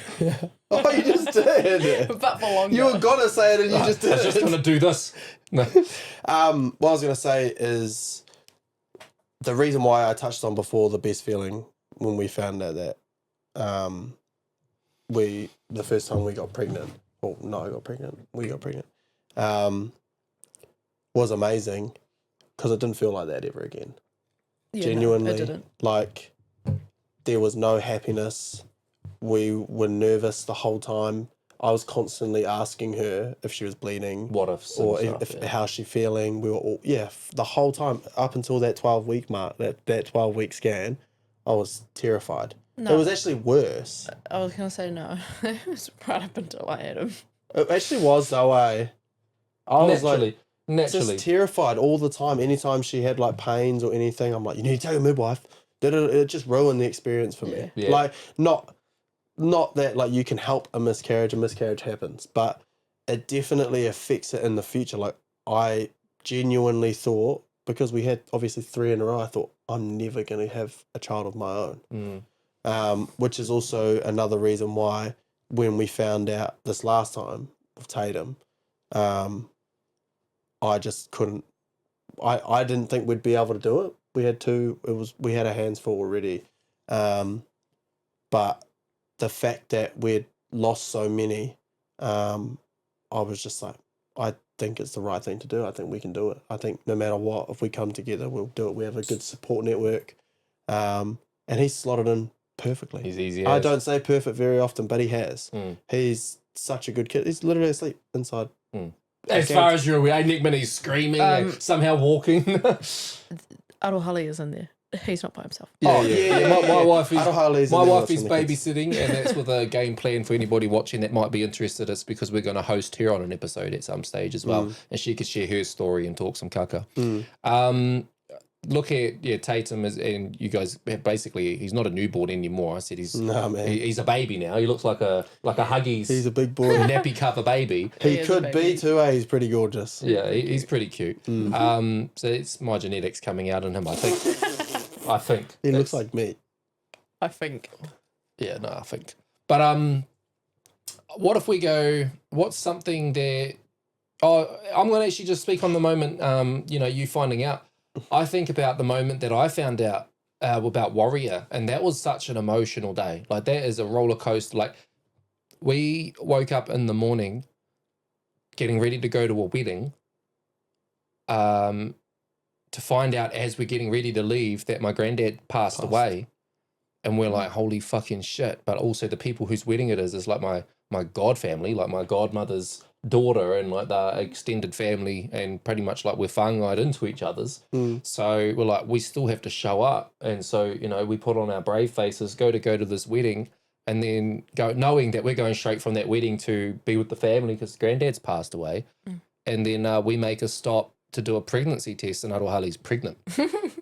So on that one day, and I can almost limit it to a window of a few hours, because you get up in the morning, you're getting ready to go to the wedding, you come back. That's only about 4 hours. So between like 9 a.m. and 1 p.m., I've had my granddad pass away, which is my first time any of my grandparents I lost. And then fast forward, now we've only got one left. So shout out G-Dad.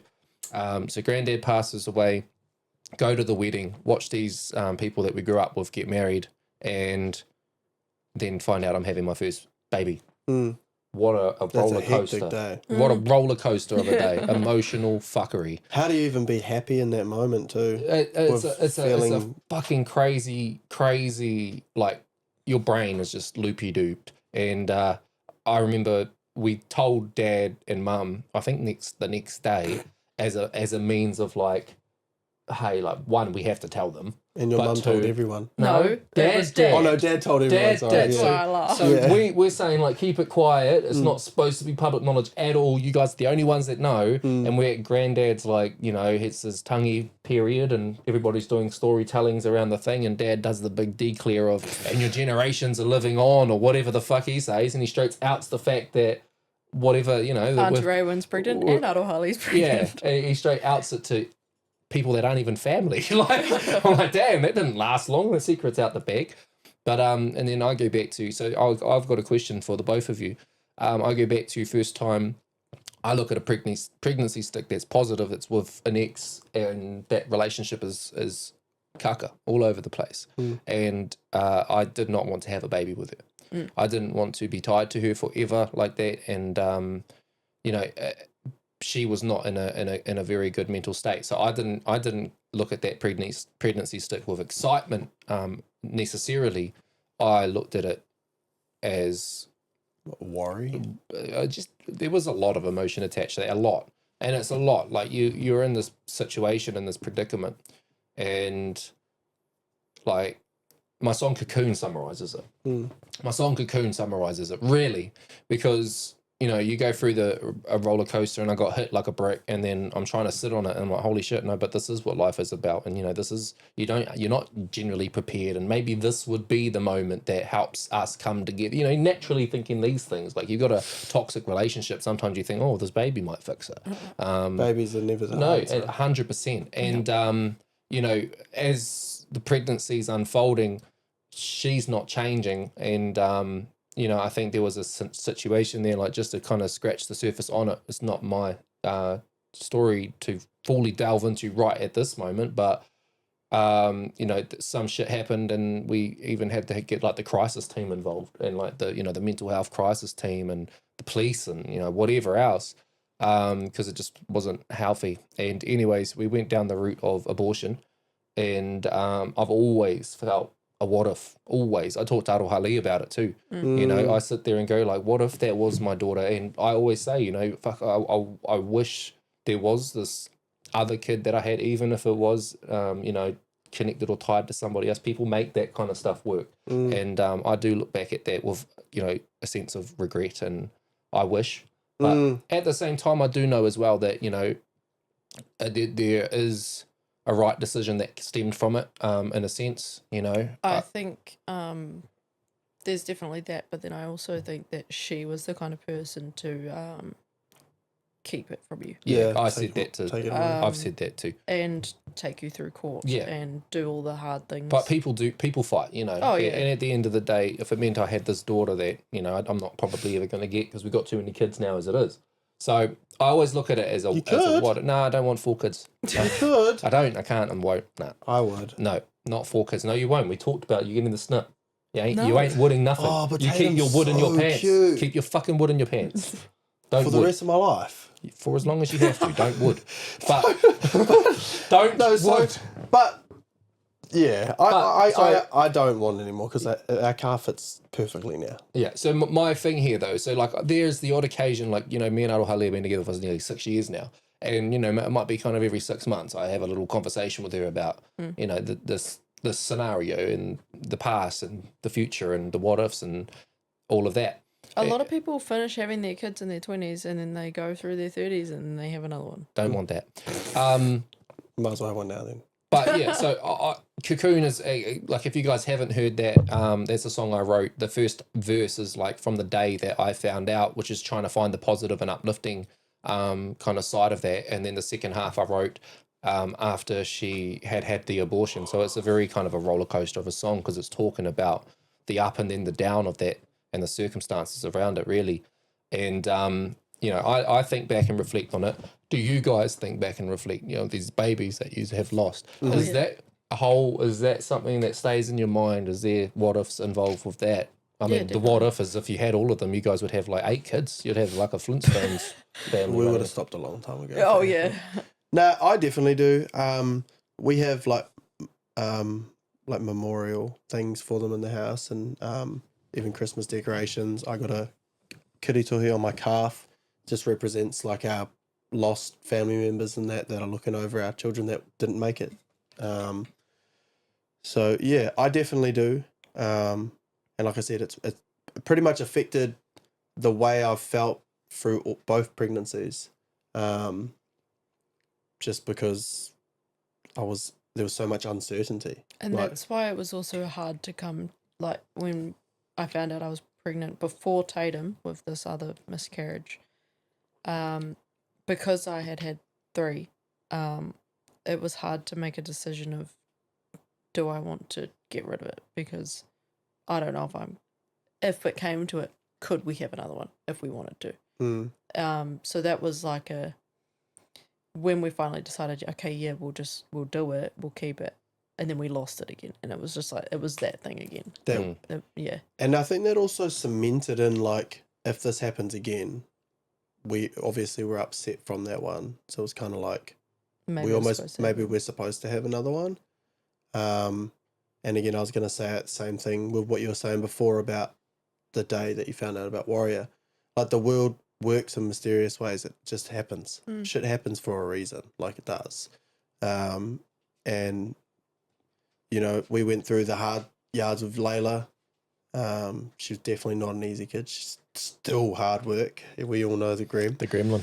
Yeah. So, and then now we've got this angel.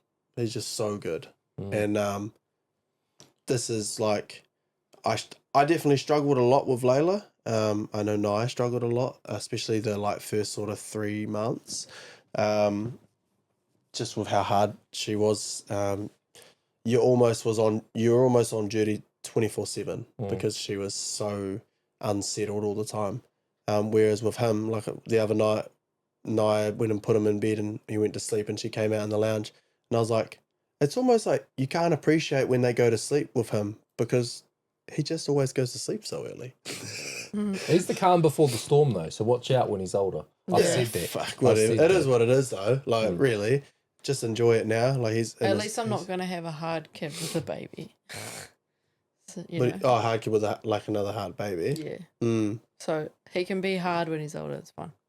Because the other ones will be good by then, hopefully. Yeah. Well, they'll be older and they'll be like, so I'll just have to focus on him. Yeah. So Ivy is on the spectrum. She's highly autistic. And does she have ADHD? She does, yes. Yeah. So do you or have you any kind of connection or link to the accident, the x-rays, the medicines and all the rest of it, the CT scans? Has that got a connection to potential outcome in that space? I've looked into it myself. So we actually got genetic testing done for Ivy to see if her autism is genetic. It's not. So it didn't come from anybody else. It's just her. And when I did look into it, it said that high exposure to radiation can be linked, but there's no scientific evidence, basically. So there's that. So allegedly. Yeah, so there's that kind of like potentially, yes. But not like, so radiation from X-rays, it's not that high. It's high enough, but CT scans is where the radiation is really high. And I got that when I was 11 weeks pregnant, so I think that's probably what, if it was anything to do with that, it would have been that. And then the continuous X-rays. I guess at that young stage, or like the early stage of pregnancy, getting that done as well in the like super developing stages. Exactly. Like possibly. The first 12 weeks is the most important. That's when they're growing everything and their brain is developing and all that kind of stuff. So yeah, I definitely think that there is the potential for that, especially knowing that it's not genetic. Yeah, it's just something I was kind of, we've all thought, but I just wanted to kind of see if you had done any digging. Yeah, I have. And I've also asked the pediatricians and stuff, and they say it could be, but they can't say for sure. Yeah, no definitive. Yeah. Closing the chapter on the stepfather conversation. One, I just want to shout out my boys, my bonus son's father, because he's great. Kind of the opposite to what you guys are dealing with. He steps up, he is present in the boy's life, he contributes, he helps.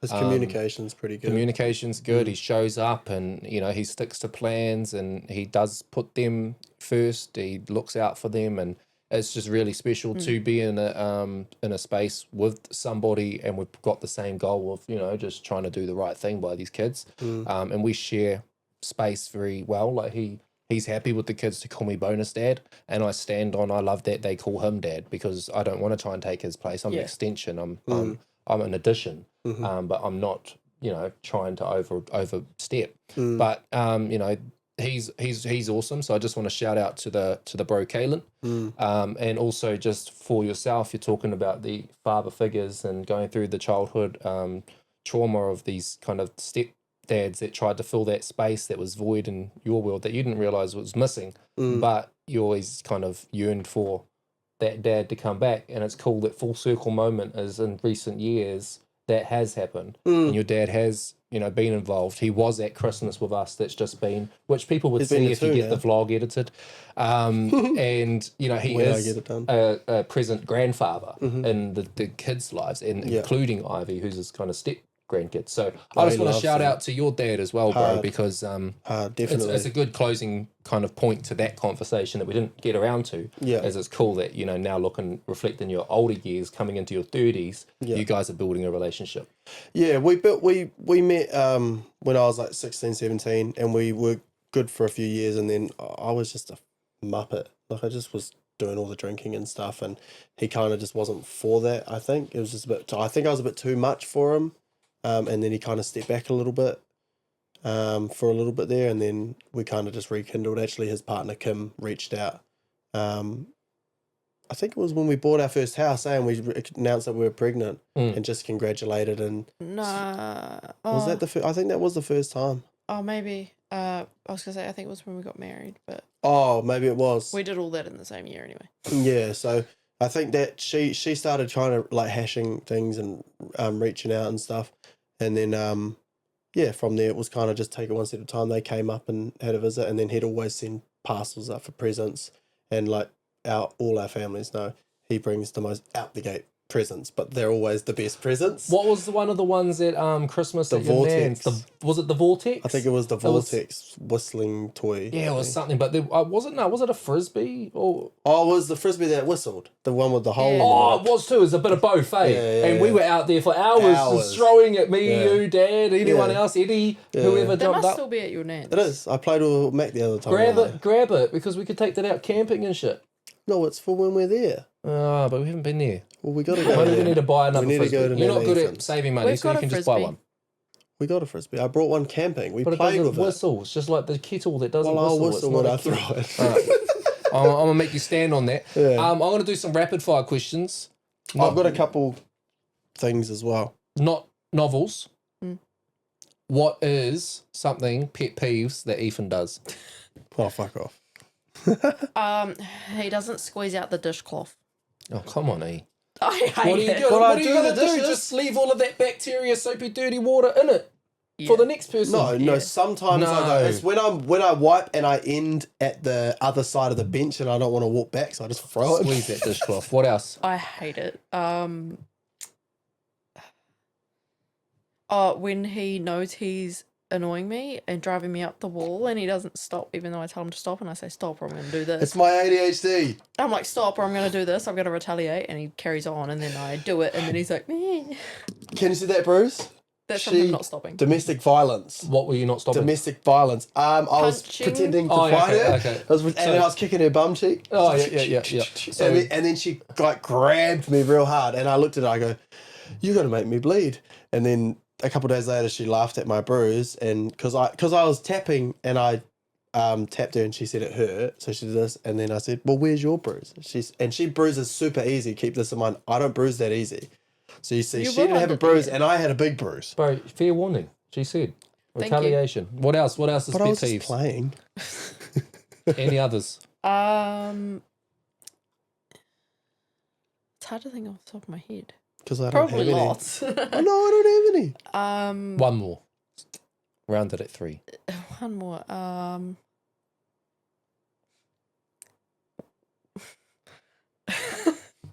Nah, what is it? Don't embarrass me. Shut up, I can't talk.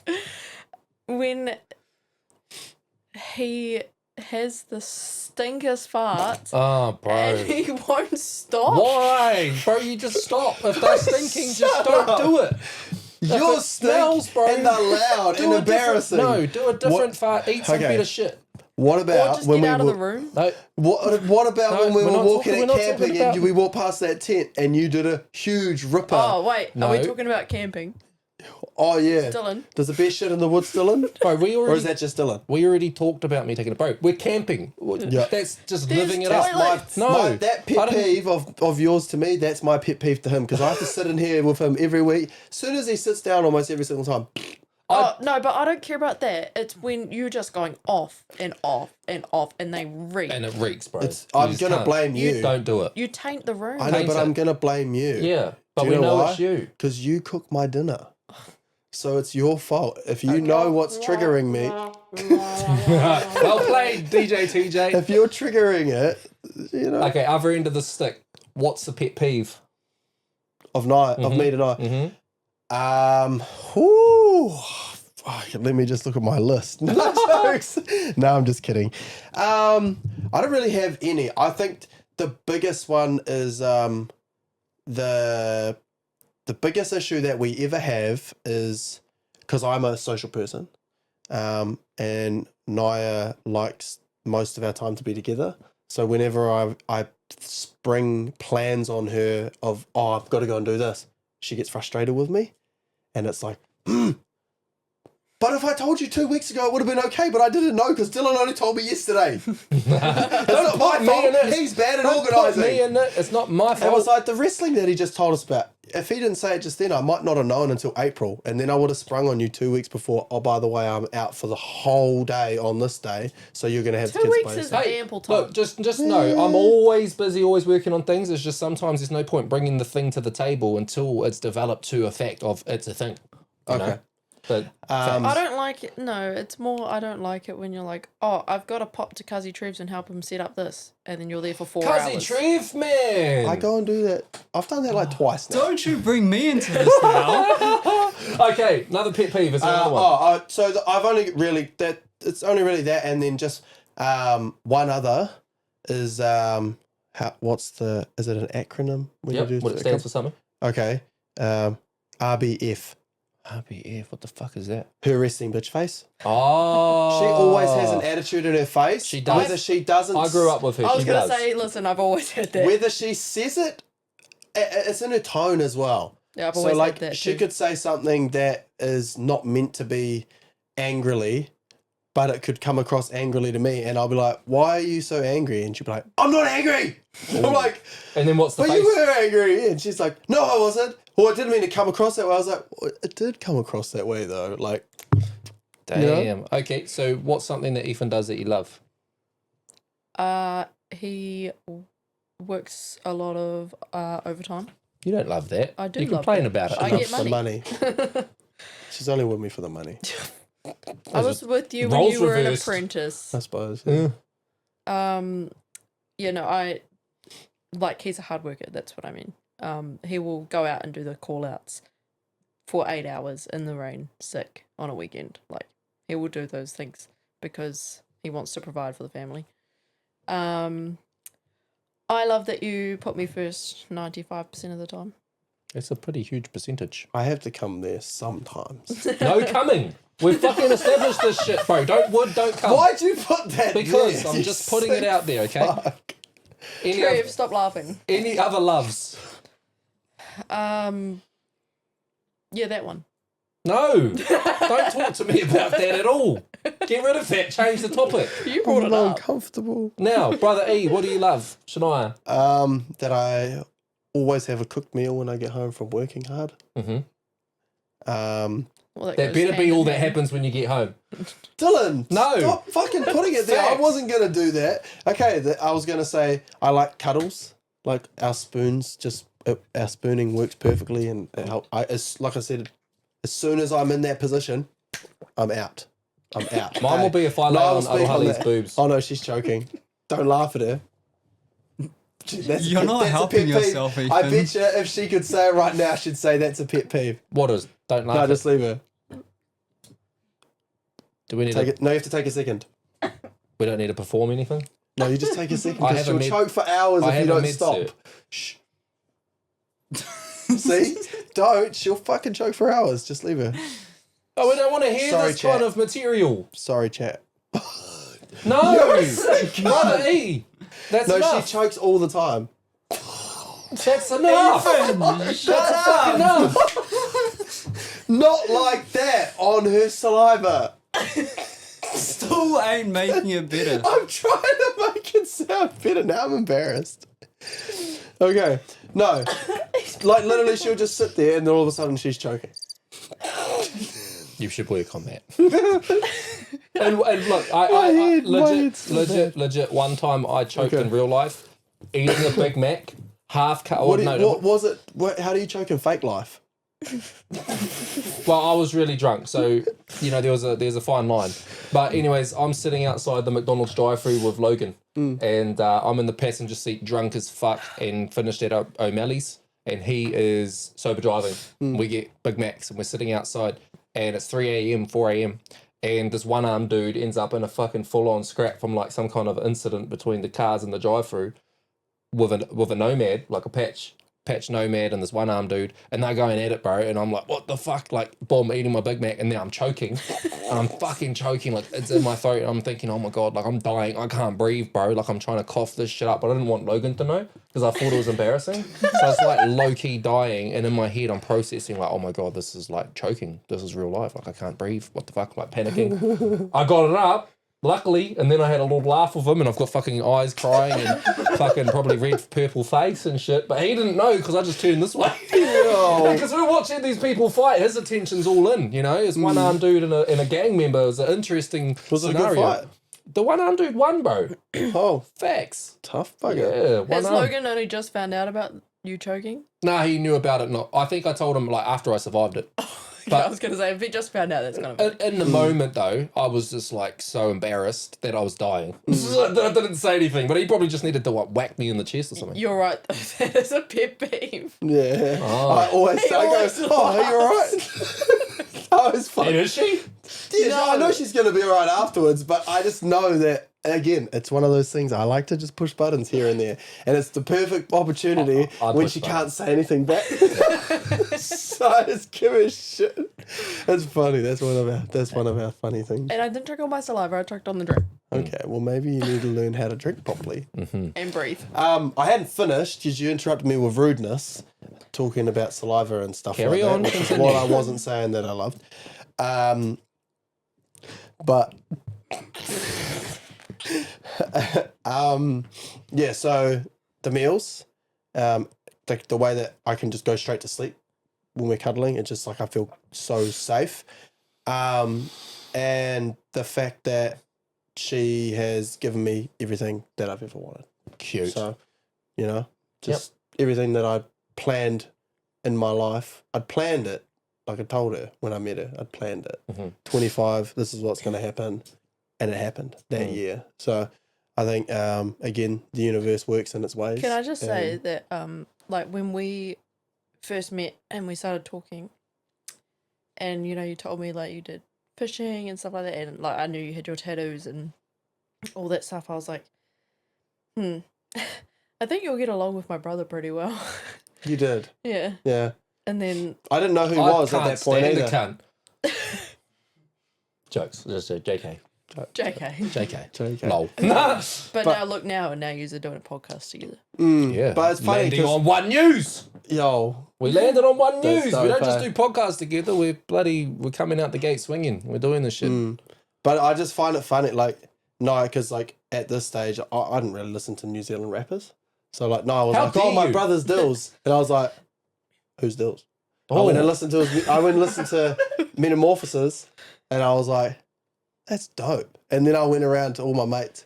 Yo, this chick that I'm seeing, this is her brother. Like, straight up. Invite friends. No, I didn't do that. Well, up your game next time. All right, guys, invite your friends. Invite your friends. But yeah, it was just funny. I just found it funny that, again, that was where it is, and this is where we are now. Like, it's cool. Yeah, now you're stealing my following. I'm not stealing My fan that base. following. I'm not doing that. No, but it's cute. I'm going to because- go on your page and fucking invite all your friends to my page. Oh, I hope they do. That's the point. We want to grow your page. My phone's flat. Oh, strategic. You knew. Okay. Didn't you want to say something? Hold on. No, I'm not finished. Oh. Something that you miss of his. Something that he used to do. Something that he... Whatever. Something that you miss. What are you laughing about? I just, nothing.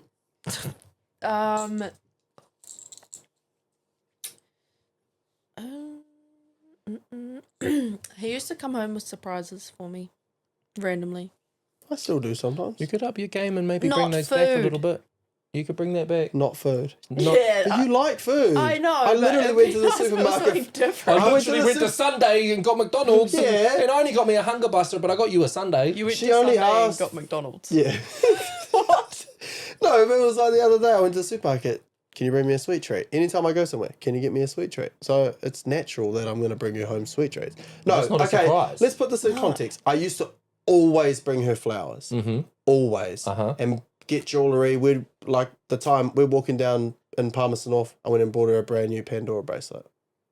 Just because. Mhm. I used to always do it. But then she'd get angry at me for spending money on shit like that. But, well, I didn't need that. Why'd you buy that? I didn't Because they need that. die.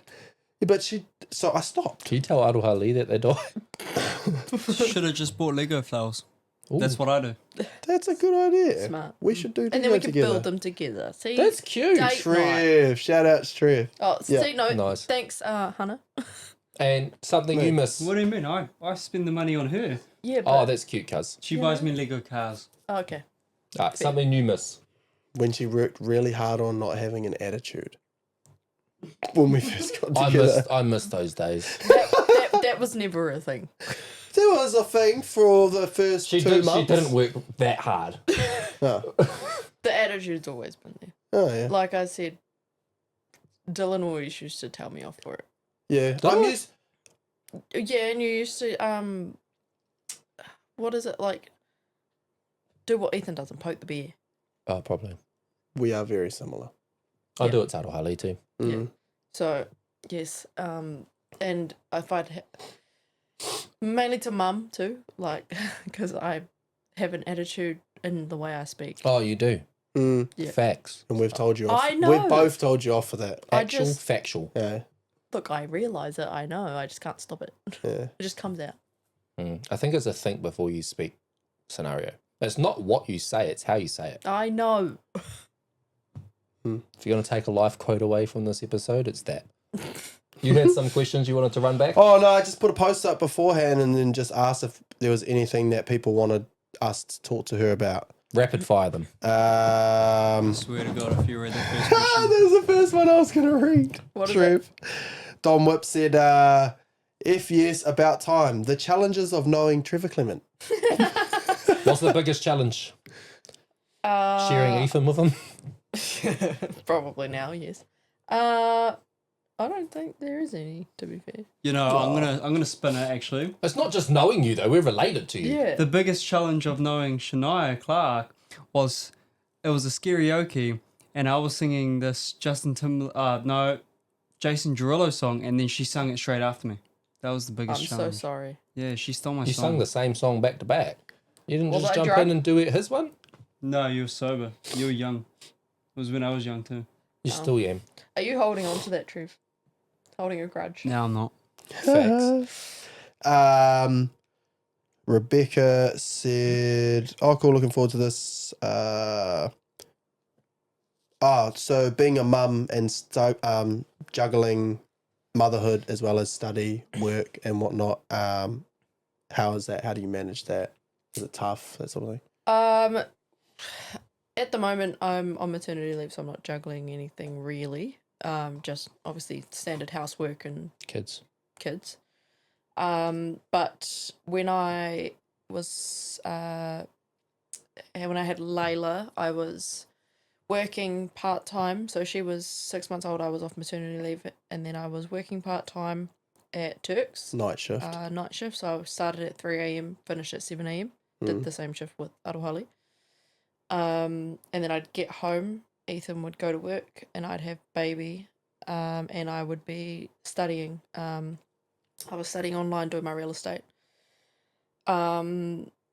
I guess you just kind of make it work. I think the biggest thing I could say is to keep on top of things every day. Don't let them pile up with stress in that, eh? Yeah. So that was one thing that we learned the hard way, though, eh? Because Yeah. we'd get like 'Cause you massive don't wanna do amounts it. of washing. You know, like imagine going to work at 3 o'clock in the morning and getting home and you'd be tired as shit because you'd already have a bad sleep from dealing with the kids at nighttime, which is half the reason why I'd get up and make the bottles and stuff because it was like, I know she has to get up in a couple of hours. yeah, so sharing I the was like, workload too. yeah. So, but that was one thing we had to work on hard out was sharing the workload. Because at that stage, I was like, typical male brain, oh, I work all day, so why should I come home and wash the dishes? But that was just being a cunt. And, Facts. well, shut up. Hey, just let me take this. So it was like that, and then there was like so many things that was happening that we had to work on. That's why I say now it works perfectly because we've figured out where we work well in the household, who does the chores right. It's a balancing act. Yeah, so Like now I wash the washing and I dry the washing, and Babe's supposed to fold the washing. Most times she keeps on top of it, but when she lets that pile, man, we call Yous that are Mount better. we call Nah. that Mount Arohali. you guys are better than that. Like back, I remember when yous were living on the corner back up by your parents' house, and we'd come over and there'd be like, you'd have two couches. One couch would was be a your washing couch. Facts. And you'd have two clothes horses up full of clothes that were dry, and we'd have to like push the clothes up onto the side and then sit like with the clothes there.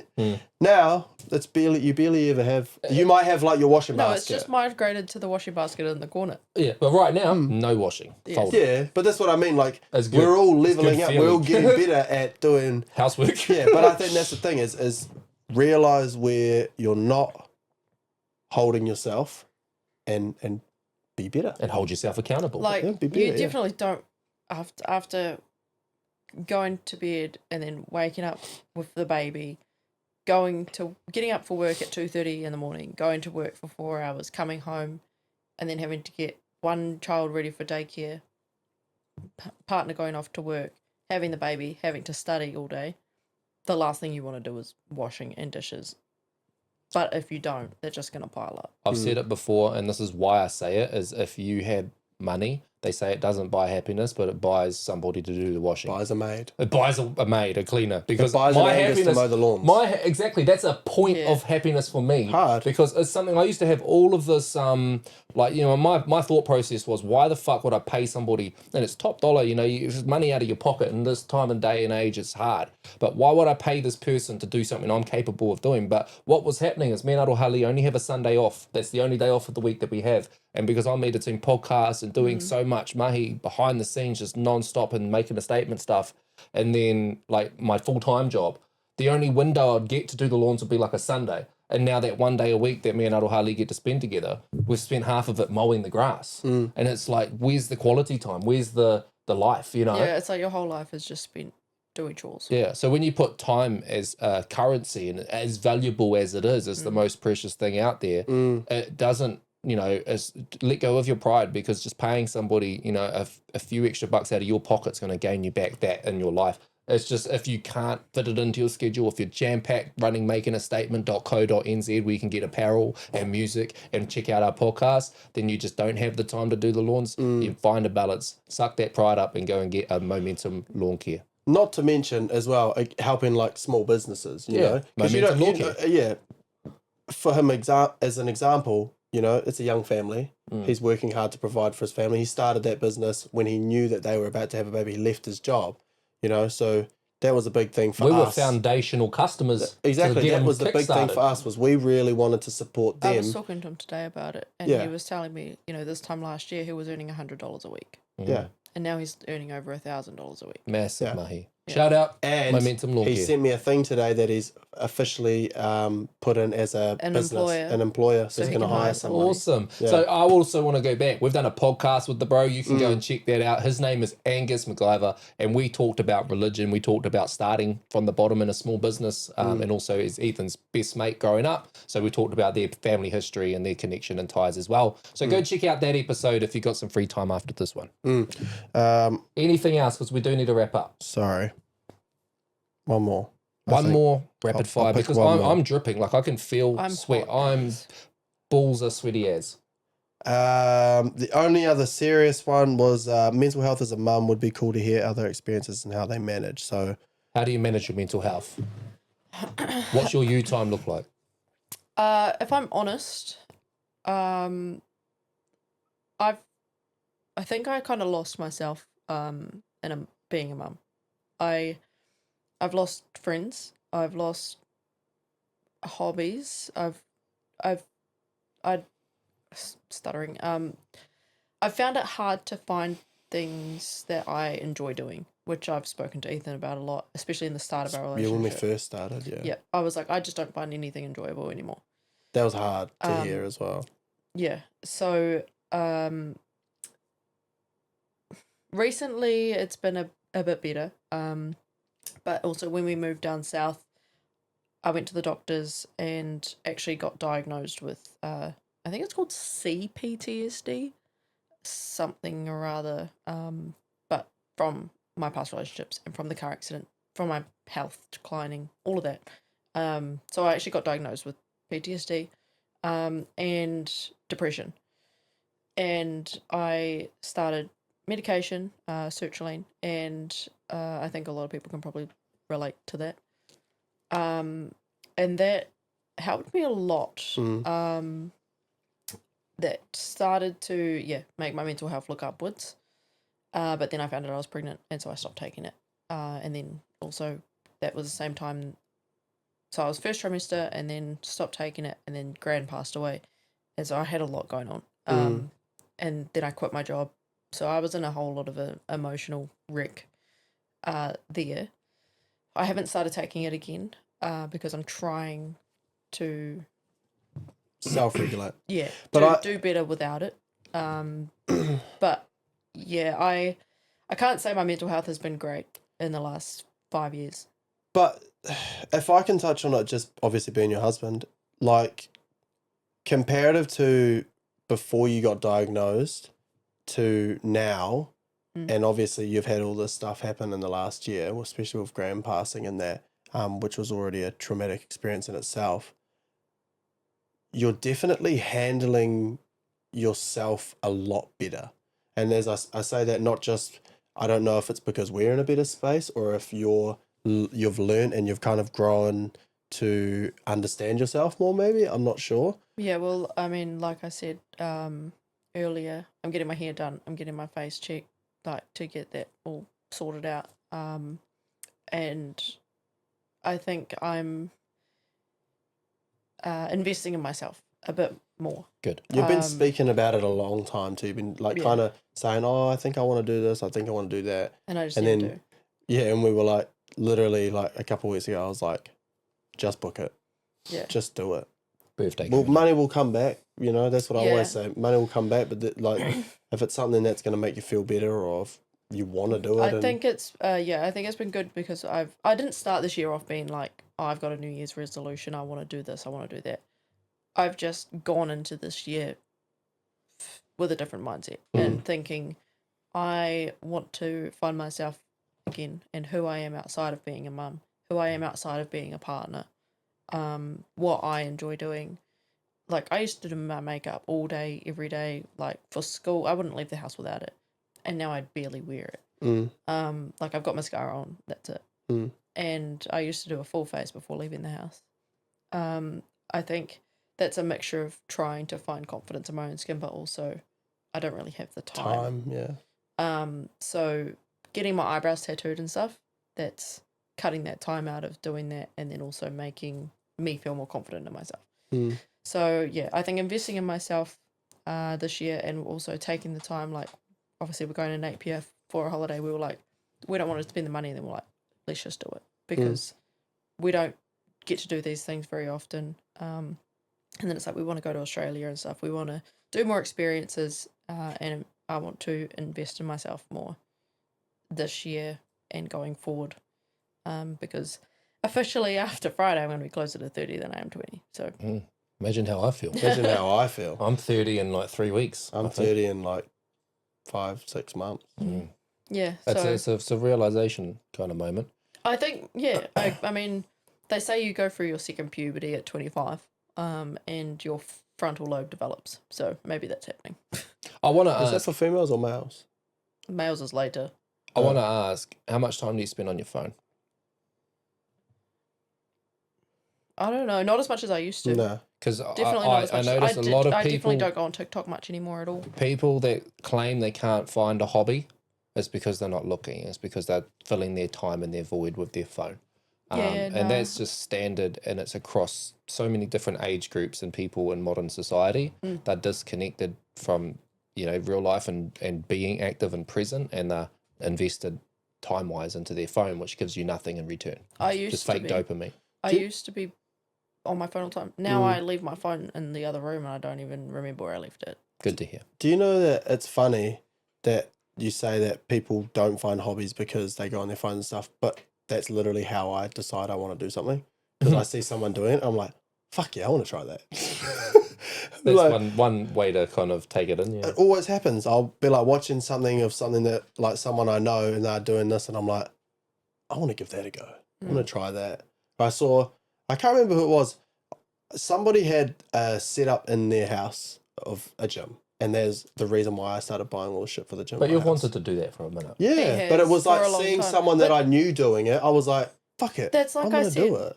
like literally this year, we're doing everything that we have been Have saying that we said, want to yeah. do, and we just haven't been taking the jump. And now we're doing it, and Questioning things. Yeah. It's like even the stuff on the house. We do all the things that we thought we could do. We've talked about, we might get this person to do this. We might get this person to do that. And now it's like, you know what? Just get someone in and do it. So I got a couple quotes to get some concrete done. That day I was like, I have to put my finger on it now and book it in. So it's like, boom, we picked the person, we did it. Someone came in to talk about skimming the house, plastering the walls. Said it straight away. Yep, do it. Like, it's one of those things. We're like, we now still we're have like, to finish our bedroom and get the wardrobe done. But yeah, that's on Angus. One step at a time. I've got Grayson coming through to do our quoting and everything for our bathroom renovations and that. And this year, like I've said to Arohali, I would love to try and get the house prepared by the end of this year for market, And that's why, I've just gone out, done the gardens. The veggie gardens was a big goal that I wanted to get them all reset so that they're harvestable and they're doing what they're supposed to be doing rather than growing weeds. And now next step is I went to go buy the paint from Resine yesterday, but it was closed and live-in. I was like, fuck. I was going to get the fence paint. Do that whole asbestos fence up the side and do the white picket fence. With the sprayer. Yeah, and then get We're that gonna all do that prepped. too. And I'm just, all those gardens in the driveway, I'm going to uproot all of the rose bushes and take out all of the stones and black mulch. So I'm going to start working on the outside on that, and I'm already really motivated. I just want to get out there and do it. we decided that we're doing a working bee here because we haven't done one at our house yet, and we're going to get rid of that big. You have to frickin' really garden. work on the scheduling of it. Make Yeah. it right. You got to Have to. You got to factor in that everyone's know. busy as fuck. We're busy until March. Yeah. So just like You I'm know not what trying you to should get do out as of well? it. I'm in, but you got to factor in like schedule. You know all those. You know where your bins are. Yeah. Where those big trees are. You should rip all those Yeah, we out are. as well. We're gonna It'll look way better. We are. We're gonna trim back all the trees out. Even the the back, ones on the fruit right hand fences. side when you come in the gate. All the we're gonna take those big like big bushy things out, Yeah. and then I want to do a big flower garden on that garden patch that's in the front lawn on the left, and then up the side of the house I've got to go up there. I'm just gonna clear it all out. Well, there's Arohali's flowers. Yeah, she can have a garden. But wrap it back around, because I know if Brother E brought you home a surprise of something, but not flowers because they die, you'd be grateful for it. What are you grateful for in the week that's been? That's how we end our episodes. For the previous week. Yeah, we're not talking about your whole life. What are you grateful for in this moment from the week that you've just had? I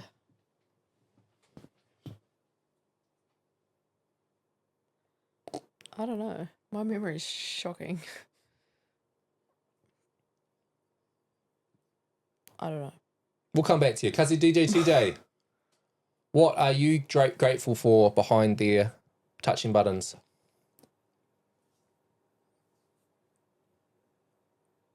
We'll come back to you, Carl, Shay, Brother E. What are you grateful for?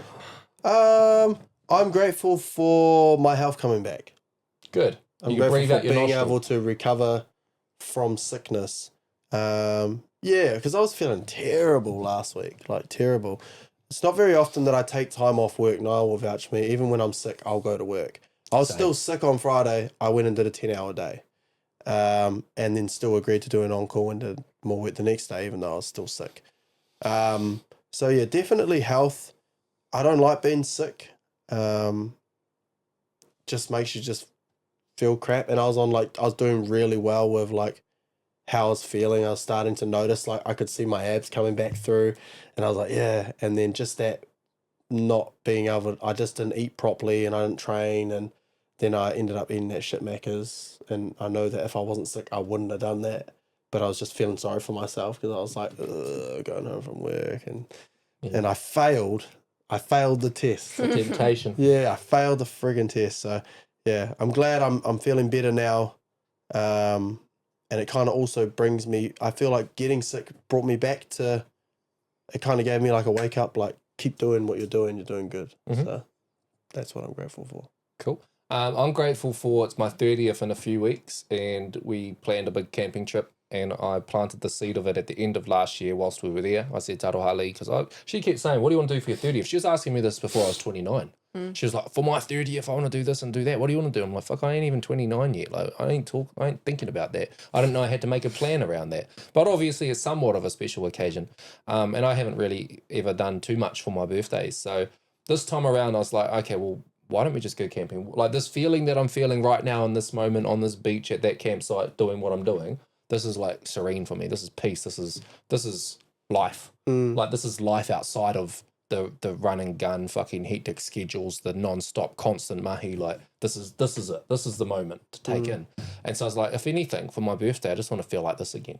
And I said, well, let's rinse and repeat it, do the same thing, and put the invitation out to people. If they want to come, happy days. If they can't make it, they don't want to come, whatever, don't mind, because I'm still here in this moment doing exactly what it feels like, you know, on this occasion. I'm happy with that. Like whether we're the only ones here or whether everyone's here, I'm happy. But it was awesome because in the last week we've had you guys go, wow, well, we've got a tent now, we're coming, we've booked a site. We've had mum and dad go, yeah, we've been approved our leave and we're coming. We've had Logan and Arena pull up out the back end and be like, yo, we want to come too, that sounds fun. We just had a good camping trip. And we just had it off the back end of a dummy run, you know, and that was just good. like, man, this is it, you know.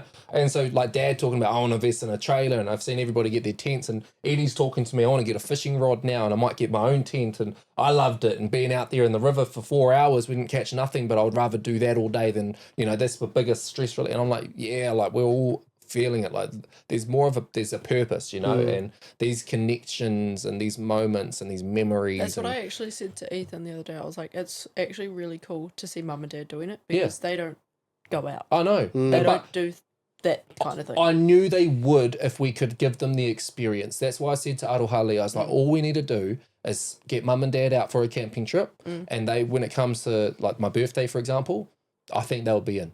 I think they just need to come out and feel what we've felt. No, they're all in now. And Mum they're actually all said in. the Buying other that day. tent. They're buying that trailer. Yeah, I know. And they just got a fucking $550 trailer. They just got a canopy thing, like gazebo. with sides, gazebo. Yeah. Oh, sure. Yeah. Yeah, and Mum was like, and we got better pots now. Like, I'm enjoying collecting all this camping stuff. And I was like, It's But- heaps of fun. Man. But we've got everything we need. We don't even need anything else. We could go with the bare minimum, the basics, and strip back a lot of what we have and still enjoy it. But now we're just leveling it up. We're glamping a bit, but fuck it. Like, it's just easy. And once we have everything, now it's just a distance or a travel or making a night. And the thing is, you can just go and it takes 45 minutes to put the tent up. Every time you do it, you're learning it, you're getting a bit better at it and packing it down. You know, in team effort, it's all faster. Like when you guys pulled up, we bang, bang, bang. Your tent was up, you never put it up. And it's like, it doesn't take that long. It's not that much effort. Why don't we do this more often? Why can't we enjoy being outside and connecting, putting the devices down, having no service, whatever.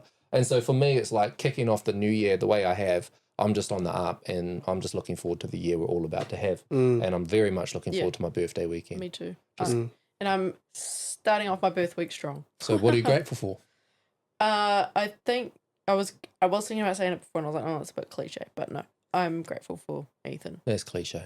Thanks. Well, How many he was times? sick. How many times have I said that? I'm grateful for her. He put me on a podcast. No, it's that he was sick and he still went to work, like I said, in the rain, 8 hours call out Saturday. You know, who wants to do that really? You know. No, fuck that. And I bought your ice cream after. Yes, you did. And Cuzzy DJ, TJ, what are you grateful for? I would say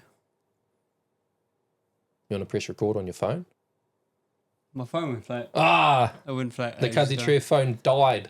I would say my mother, because she's taken care of me for almost 21 years. Yeah, it's your That's birthday crazy. just after mine, the week after, eh? When's your birthday? 14th. Yeah, Your mine's February 21st. 21st. Yeah. So I'm turning 21 on the 21st. Yeah, and so we've got to do that back-to-back weekends, my birthday and then the Cuzzy's. We've got we've got Waitani. Napier this weekend. Yeah, My uncle's wedding the weekend after. yeah.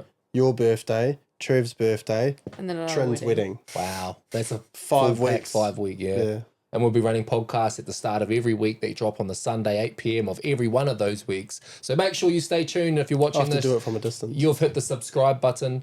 Shania, anything you want to close on before we wrap up? You You got a pretty good brother, eh? sometimes.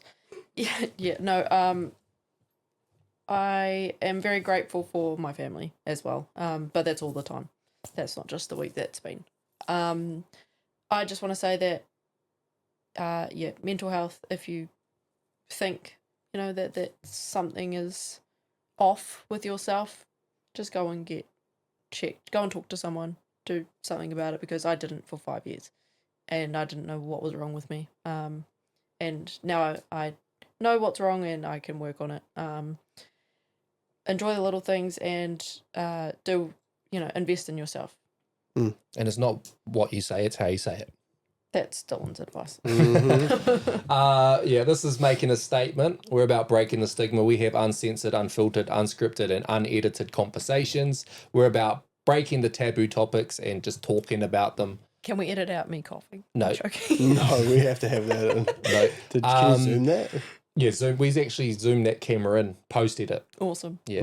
No, this is what we're about, just having conversations in this podcast studio. If you've got a guest that you think would be well suited to come and sit in the seat and have a chat with us, please let them know. Please tag them or reach out to us with your suggestions. Outside of that, if you haven't done it, hit the like button, hit the subscribe button. And if you made it this far, hit the comment section, hit hashtag breaking the stigma, because let's make sure that everybody's seeing right there what we're about. Makeitastatement.co.nz. Go get you merch. Go get you some podcast episodes, as well as check out some of the music that's available. And you can go down to Care Design on Fox and Main Street to check out our merch as well. And that's it from me, Dilz. I'm out. Brother E. Bye. I'm Ethan. Gonna happen as fire but fighter, ain't nobody putting it down. I'm holding it down, no common grounds. I'm making a statement, is the way to claim that you're running the town.